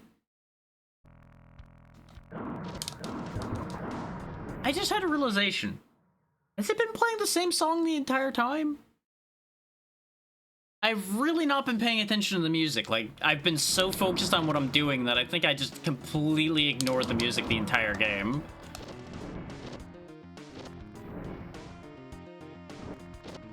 So that is a genuine question for anybody that was paying attention to the music at all. Has it been playing the same song the entire time? I just barely avoided that lava. Didn't avoid that one, though. Mmm, tasty lava. Delicious, delicious, tasty lava. I walked right into it again. But what are you supposed to do there? Like, do you have to just happen to jump at the right time to not have the lava plume catch you? Because it's not like I can go any faster than that. I'm pretty sure that's as fast as I can jump.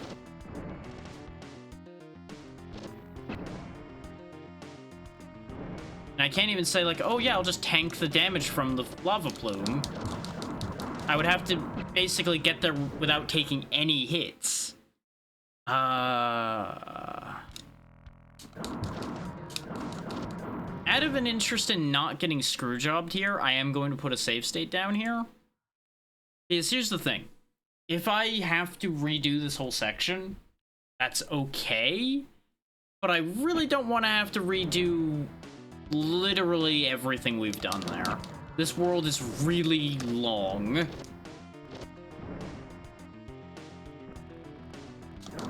And just in the interest of this not taking all night.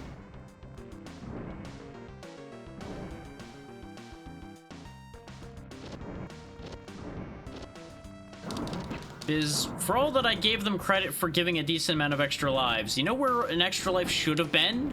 Somewhere around here, where this fuckery keeps happening. Because these lava plumes are kinda brutal. Is consider, we have a lot more health than you probably would have if you went here straight away. Like, if you got through every world first try, you would actually be getting one shot by these lava plumes that keep killing me in two. I just want you to remember that. Like, just as a context point there.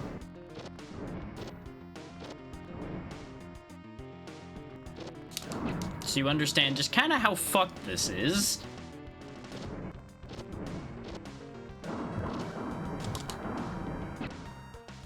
Doesn't help that they're not, like, perfectly round in how they move. I don't know if anybody else has caught that, but they're slightly elliptical. Is that the right word? Eh, close enough. I feel like I said the wrong word there, but it doesn't matter. You should be able to get the idea of what I mean there.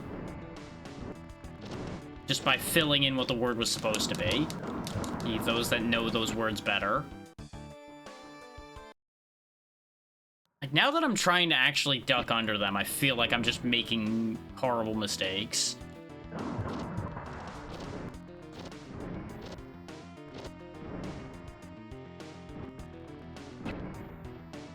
I tried to just ignore him, and it would have worked if it weren't for that pesky lava plume hitting me in the face.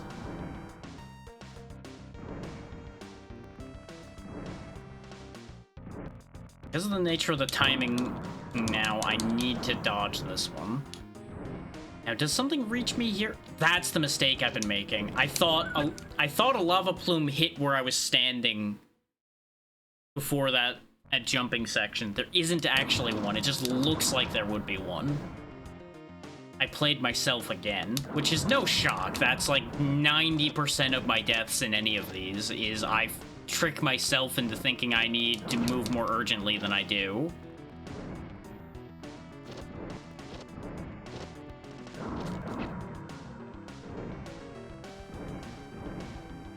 As it stands, I do think keeping myself down to these 2 lives is fair, because I'm going to have such an awful time, presumably with the final fight, with only 2 lives, which makes it kind of fair. Like, is it entirely fair? No, but none of these things are ever entirely fair. The table is always somewhat tilted, just like me.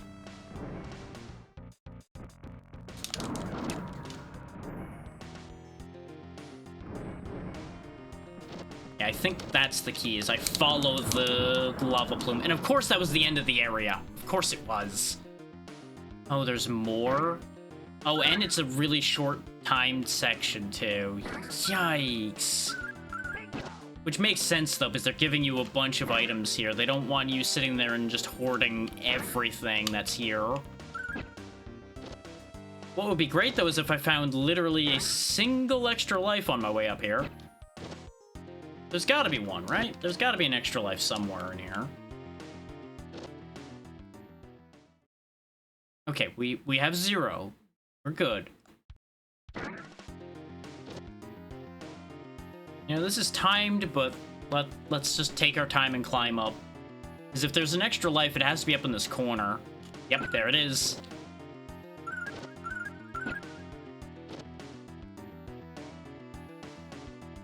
And there's a cat waiting there to send you back down, too, which is such a dick move. Warning! Warning! Actual final boss approaching! Warning! Warning! Occupation, criminal mastermind. Accomplices, creeplings. Mission, destroy law and order. Current whereabouts, unknown. Well, he's right fucking there. We see him. Dark cat.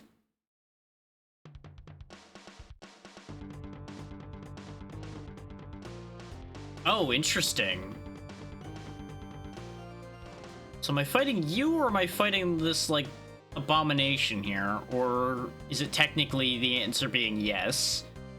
I'm gonna assume it's a yes scenario here, where he's, like, in this nightmare beast.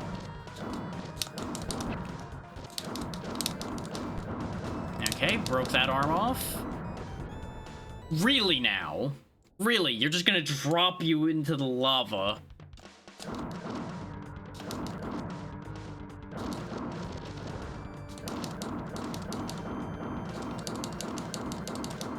Okay, I know when it drops, don't be in the middle. The middle is bad. In fact, probably just don't want to ever be in the middle if you can help it.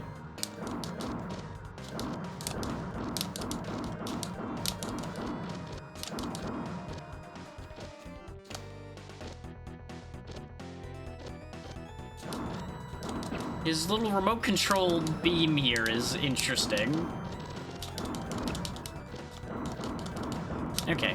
No more remote control beam arm shenanigans.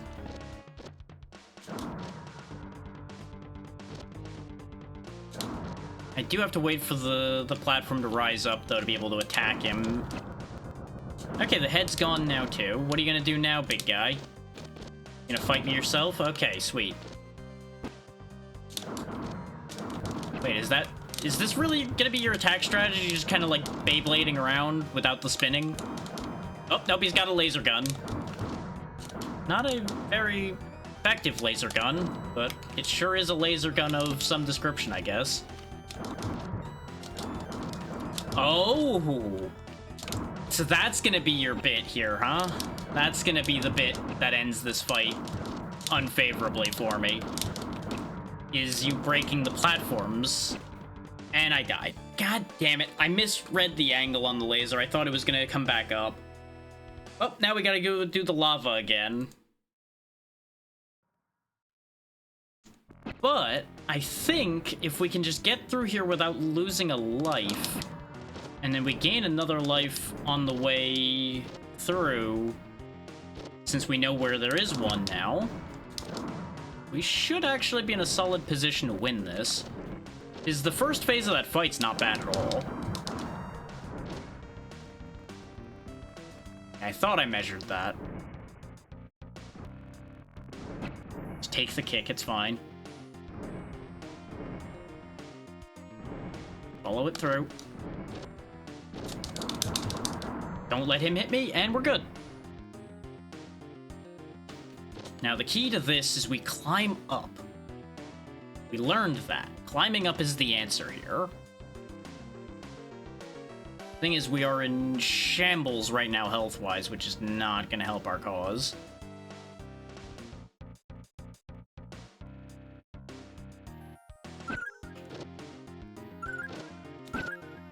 I'll take the death because we can just grab a replacement life up there. And then we're solid. We have 2 lives for the fight.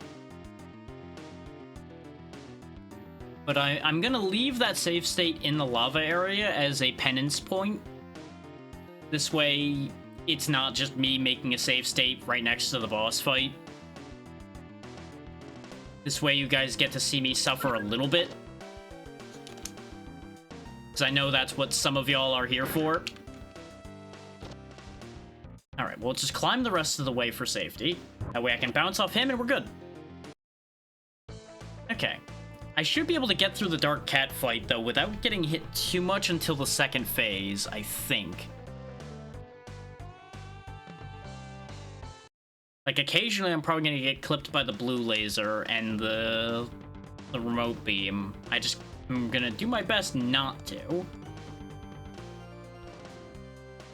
And now that I know the gimmick here, I should be able to actually chew through the body parts here pretty quick. So I need to get rid of those hands, like, as fast as possible. Yep, that's me taking the laser on the chin immediately. That's fine, one hand gone. Problem is, the remote beam gets fired at times where you can't really do anything about it. Remember when I said I was going to avoid taking damage? Yeah, about that. I decided to go for the rushdown approach instead, apparently. Despite what I just said.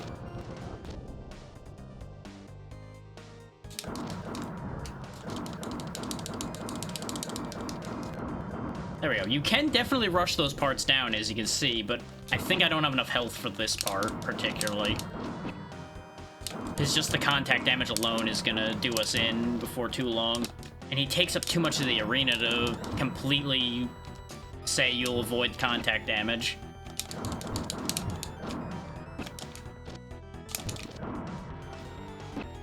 And the weird, like, stutter shot he's doing there, I don't know what to do with that. He just kind of wibble wobbles around.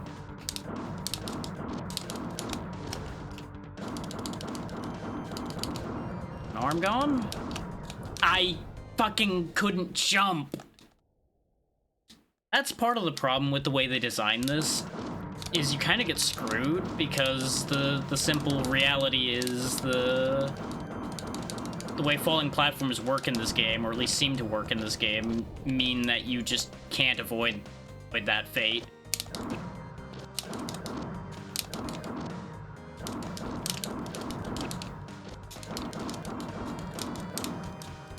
Quit eating my inputs, you dog shit game!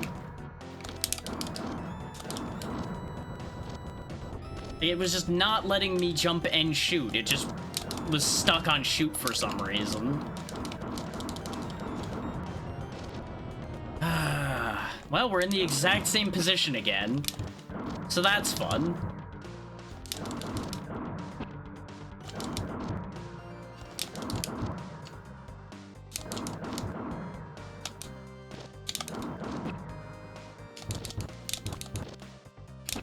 On the bright side, he does give some good opportunities to get a lot of damage in some of the time. Like when he's doing the ground destroying, for example. And when he's flying around, is actually not a bad damage opportunity as well. As long as you're careful about it. I can't believe I fit through that. Speaking of I can't believe I fit through there, I can't believe I fit through that hole in the floor. Sometimes, that exact thing about me putting my foot in my mouth just really comes up at you fast.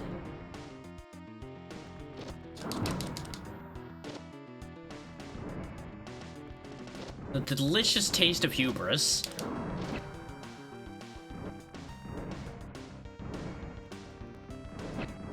Doesn't matter. We've learned what to do with this segment now. Except for when it eats my inputs. Except for when it eats my fucking inputs. I may as well load the save state, because this is a complete waste to run through down a life at this point.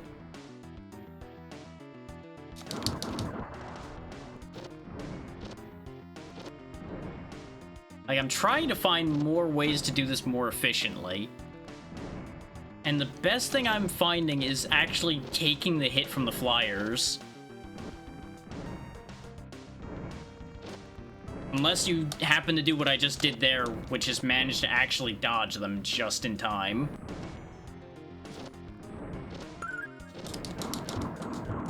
Okay, we're in. We're in with all of our lives. Now imagine if I had more than, like, one life going into this part. We probably would have beaten this game already if I hadn't gotten drained of my lives by shenanigans.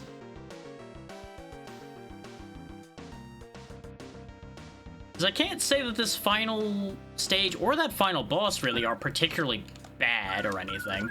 They're a little rough. Like, I do think they could have made them way smoother to get through. But they're not, like, horrific by any means. And at least I'm going into the final battle, I was gonna say with full health, but then my bounce didn't bounce properly for a change. He didn't go the way he was supposed to.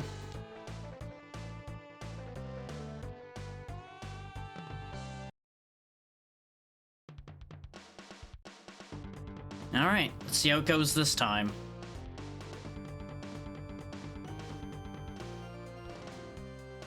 I may just have to, like, go a little slower with my inputs, because it might be that I was mashing both too fast when I was trying to jump and shoot with the one hand.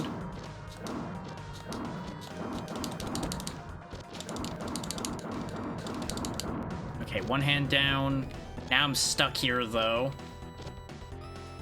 Because I don't dare try to clear that to jump over.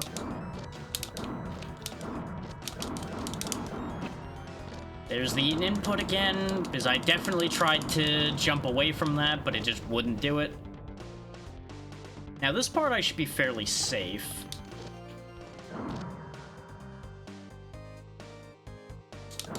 You know, if I jumped with good timing instead of bad. Oh, and of course he got another shot in. Why is he...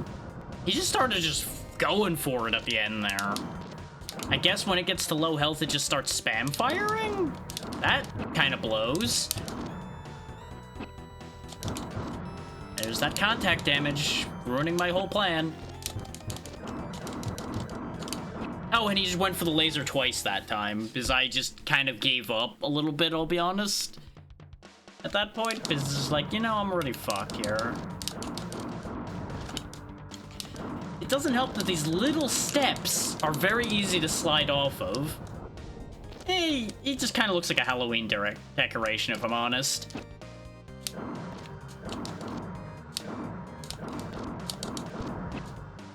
You could probably buy him at Spirit Halloween.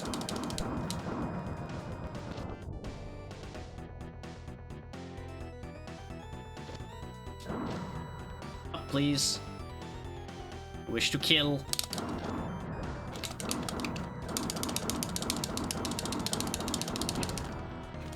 Worth it. We came out of that with slightly more health. If I hadn't fucking had it miss the one shot, I think we would have actually had the most health we've had for this part.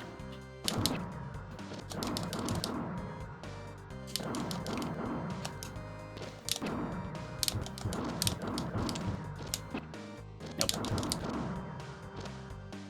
Quit it with the random laser. So I'm fine with him only breaking one tile. That works for me. Though I'm sure I'll find a way to fit through that gap somehow. Really gonna stop getting hit near that gap. No, it turns out if I'm close enough to him when he fires the laser, he can't actually hit me with it. I got thrown off by realizing that, because brain had to take a second to process that. Like, wait a minute, that's actually true?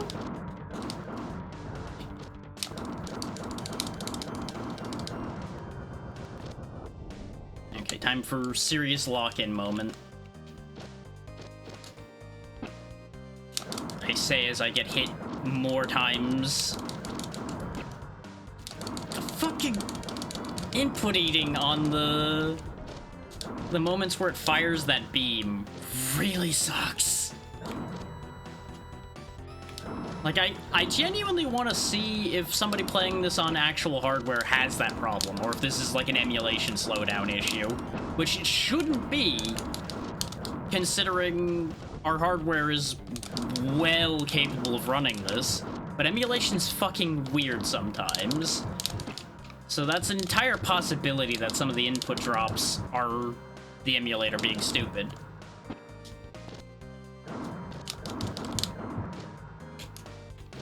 hate when I see a movement out of the corner of my eye and my head immediately turns for that instead of what I'm fucking doing.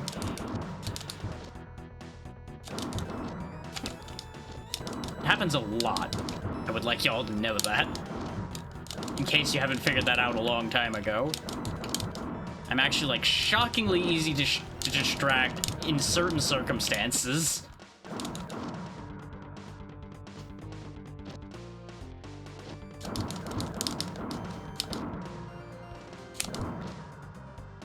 Yep, there it is. We were so fucking close. I think we lived longer that time than we ever had before. God, this fight is a pain in my ass. Like, I do stand by the fact that the fight isn't bad.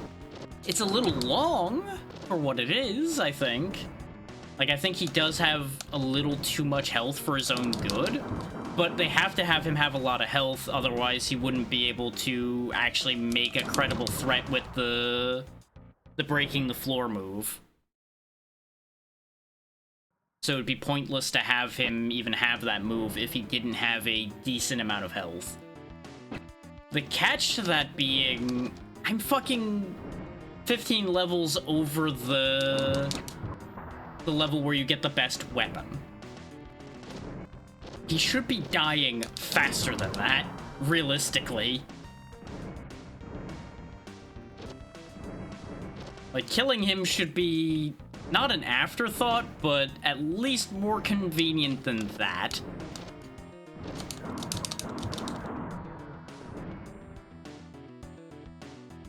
You know, I don't think I'm asking for too much there.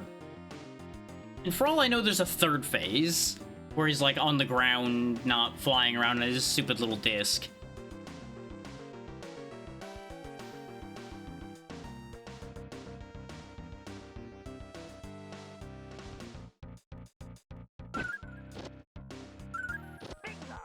Okay, we got our levels, so we got our health back.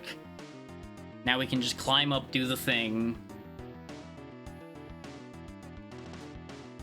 And now, having gone through that previous bit like 4 times, I think it's fair for me to go ahead and put the save state up here now, just so we get through this. I was doing that in part to be generous as far as, like, making this more difficult and to pad out time. Now we've been here long enough that I don't think there's any reason for me not to have the save state be up here.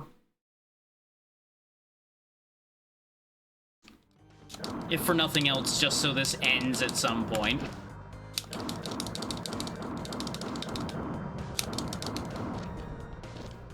Get that couple hits to the head there, which might help finish that part a little quicker.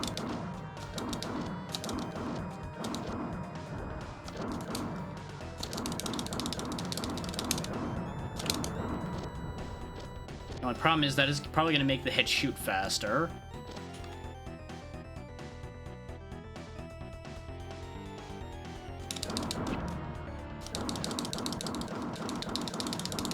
There we go. Slightly more health than we've had for this part before. Not the most health we've had for this part, but it's a little bit better than average. I didn't quite get close enough, I was greedy. Well, speaking of being greedy, greed may pay off, though. Because maybe just damage racing him will lead to victory. I say knowing full well that that's probably not going to be the case.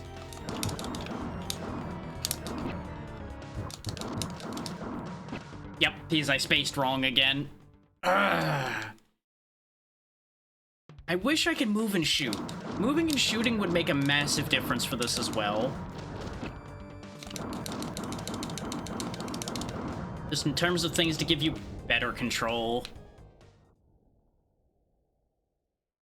Because any game that overrides one action completely with another does have a much harder time controlling smoothly. Like, either it has an issue where it doesn't visually control smoothly, or in a case like this, it looks fairly smooth, but it doesn't actually move very smooth. Okay.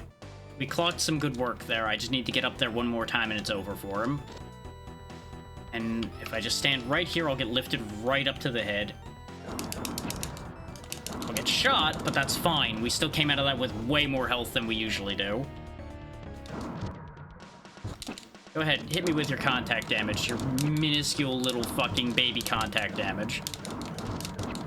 See if I care. Oh no, you missed with your laser.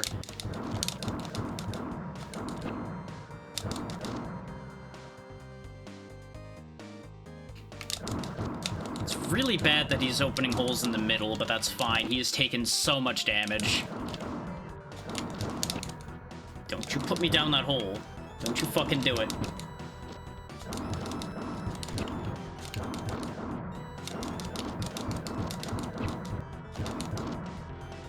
How much damage do you fucking take?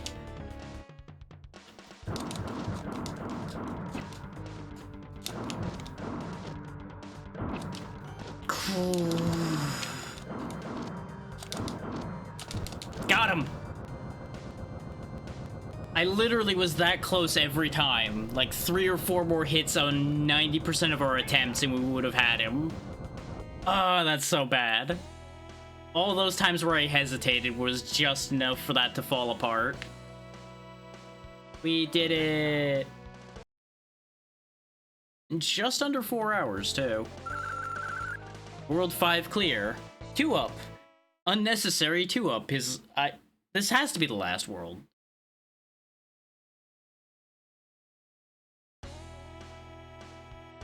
Yep, there they all are getting marched off to jail. Which I'm sure is totally gonna hold them, and that's never going to be a problem. Hey, what do you know? They literally just busted out the other side of the wall. Wow, you guys did a awful job. That wasn't even 5 minutes. The font isn't great, but not much text actually pops up outside of like a handful of side things, so it's not really important.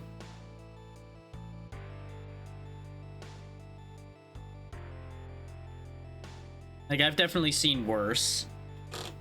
Their jail era of a minute. They may have been in there a minute. I don't know if they were in there for a full minute, but... Jesus Christ, that's... Oof. Like, most cartoon jails don't hold the villains for long, but I really expected longer than that.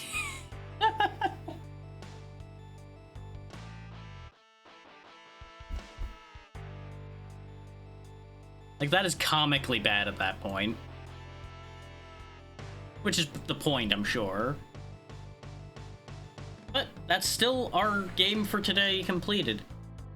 I'm just moving everything off to the other monitor so you guys don't see the mouse flying around while I'm trying to do this. Thank you. Yeah, exactly. Hello, goodbye!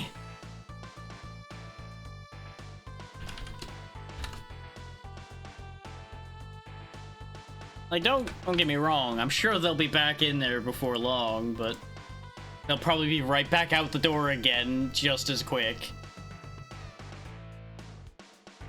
That is 38 for the year now and 2 for this month. And we're not even done with the first week worth of days of this month. In fact, actually, yeah, both have been this week because we finished Dark Alliance earlier this week, and then we finished this today. Well, started and finished this today.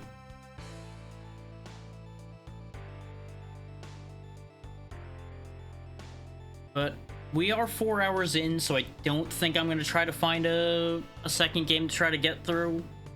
Because the other game I had picked was Valis 3, and we saw how well Valis 4 went in terms of going quickly. So I was pretty confident that that was going to be way longer than the hour and a half that it was labeled to be, which is why I didn't choose that one. lo and behold, the 2.5-hour game turned out to be 4 hours.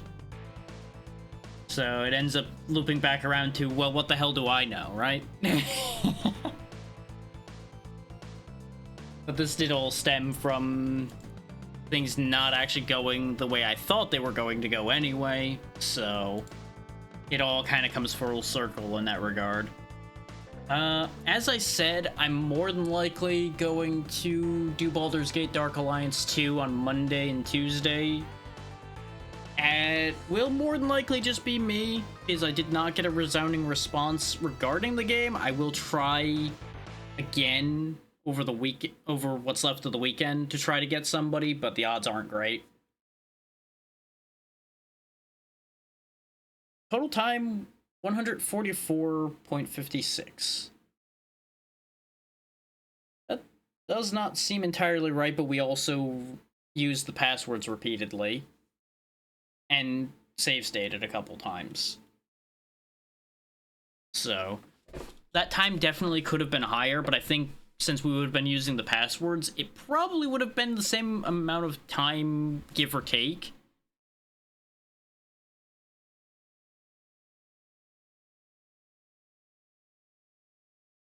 But yeah, Dark Alliance, Monday and Tuesday, more than likely.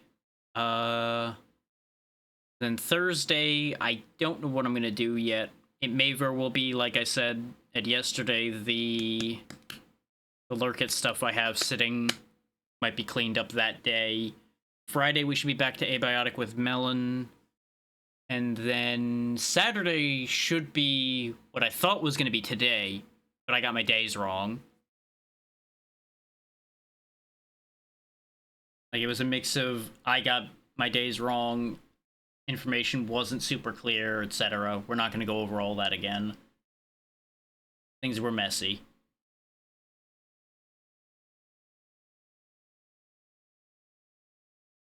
This is why you double check, is what the byline at the end of that is.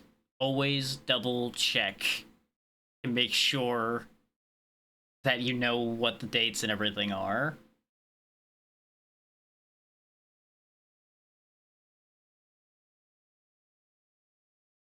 Huh. That's interesting that two people are playing that at the same time. And they're not connected. There's two separate collabs of Grounded 1 happening at the same time right now. And that's only interesting just because the second one is out at this point. Like, I know why one of the groups is doing it, but I'm surprised there's a second one also doing it.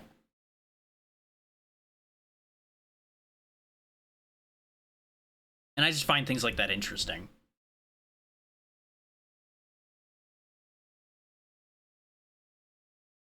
If I press a button, will the music come back? So you guys at least have something to hear other than me just jabbering? There we go.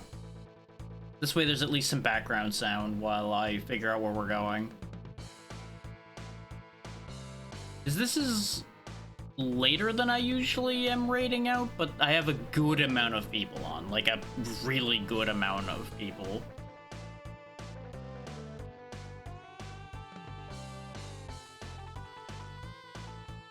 And I'm not really sure who to pick.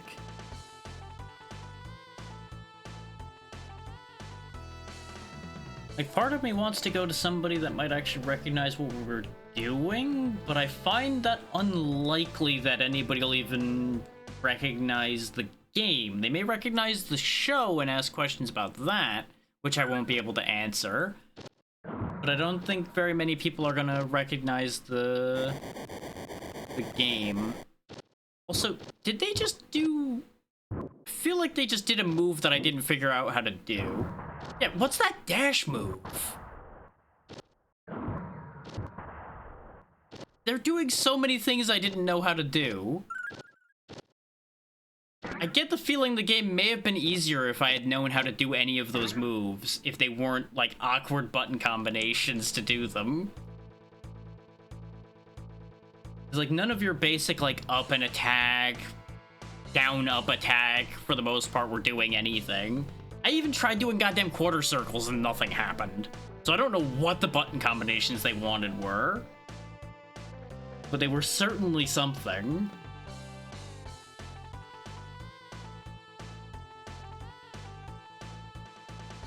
You know what? Maybe. Let me have a look. See where they're at. So we may go support somebody new.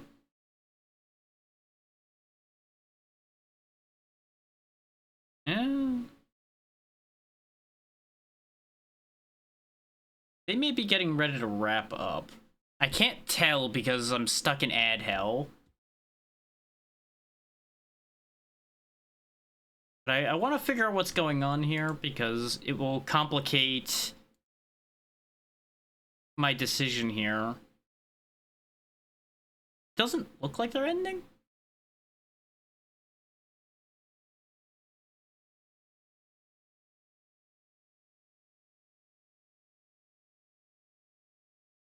They're either switching games or they're just on a complete tangent, and I don't understand what's happening enough to be like, yeah, we're going there, because they may literally be getting ready to end, they may be wandering off to do a thing, I don't know. So I'll put a pin in that one for the future. I do want to support them, but I need to have certainty of what I'm jumping y'all into.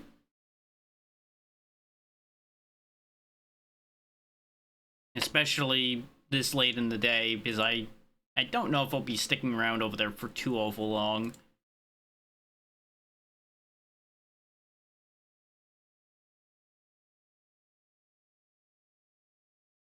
Back to the list. Let's see, we were over there not too long ago, so we're not going back there again right now.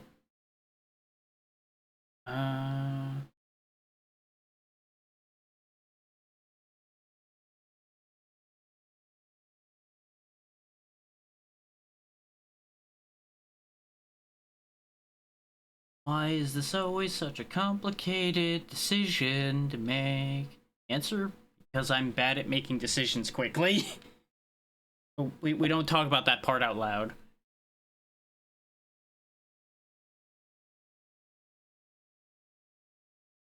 So many interesting decisions happening tonight. That's an additional thing that makes it complicated for me to be like, yeah, we're going there right now. I obviously want to share support to somebody who doesn't have as many in at the moment. Whether they'll have more later or not, you know, that's a whole other question.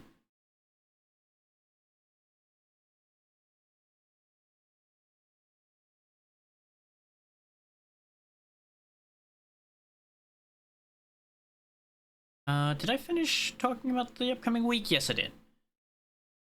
I had to pause for a second, like, wait, did I actually finish that thought? Answer is yes, I did. Oh yeah, and there's the grenade launcher I was talking about in action. In case that hadn't already popped up, which I'm pretty sure it did already, but covering that anyway, just in case. I have too many choices, and I'm bad at making choices. And forever since I've sent y'all over here. Where are they at right now? Yeah, they're only like an hour in. Sure.